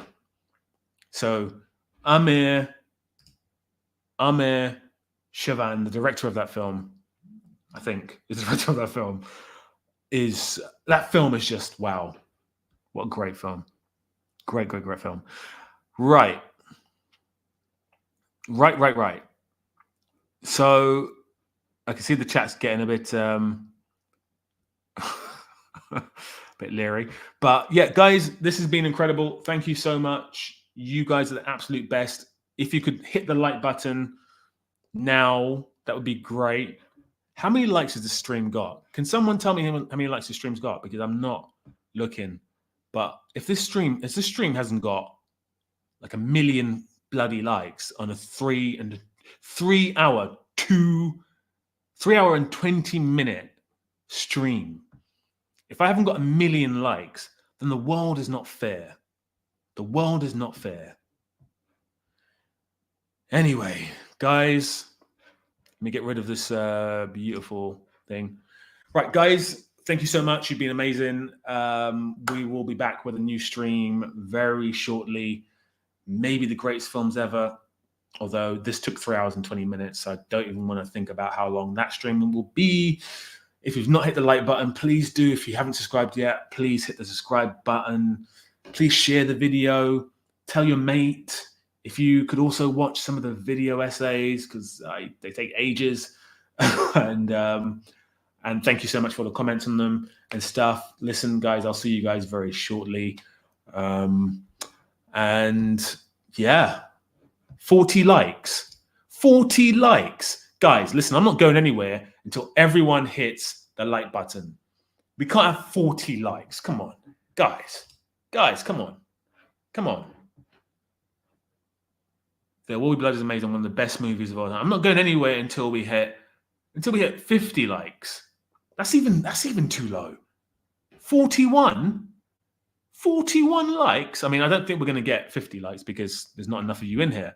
But honestly, guys, if you're watching this video and you're not live and you're watching it on replay, then hit the like button, hit the subscribe button, join the channel. We're having fun here.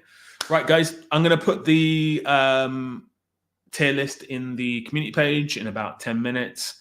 Get your comments on. You guys are absolutely sensational. This would not have been possible without you. Jay, thank you so much for the mediation. Vita, thank you so much for the super chats. Arish, thank you so much for always being first to comment, first in the chat. Everyone else, I can sit here and name you all. You're all amazing. And that's it. My Oscar speech is over. I will now go and take a seat and, like Ricky Gervais said, thank my God and fuck off. Guys, thank you so much. Bye.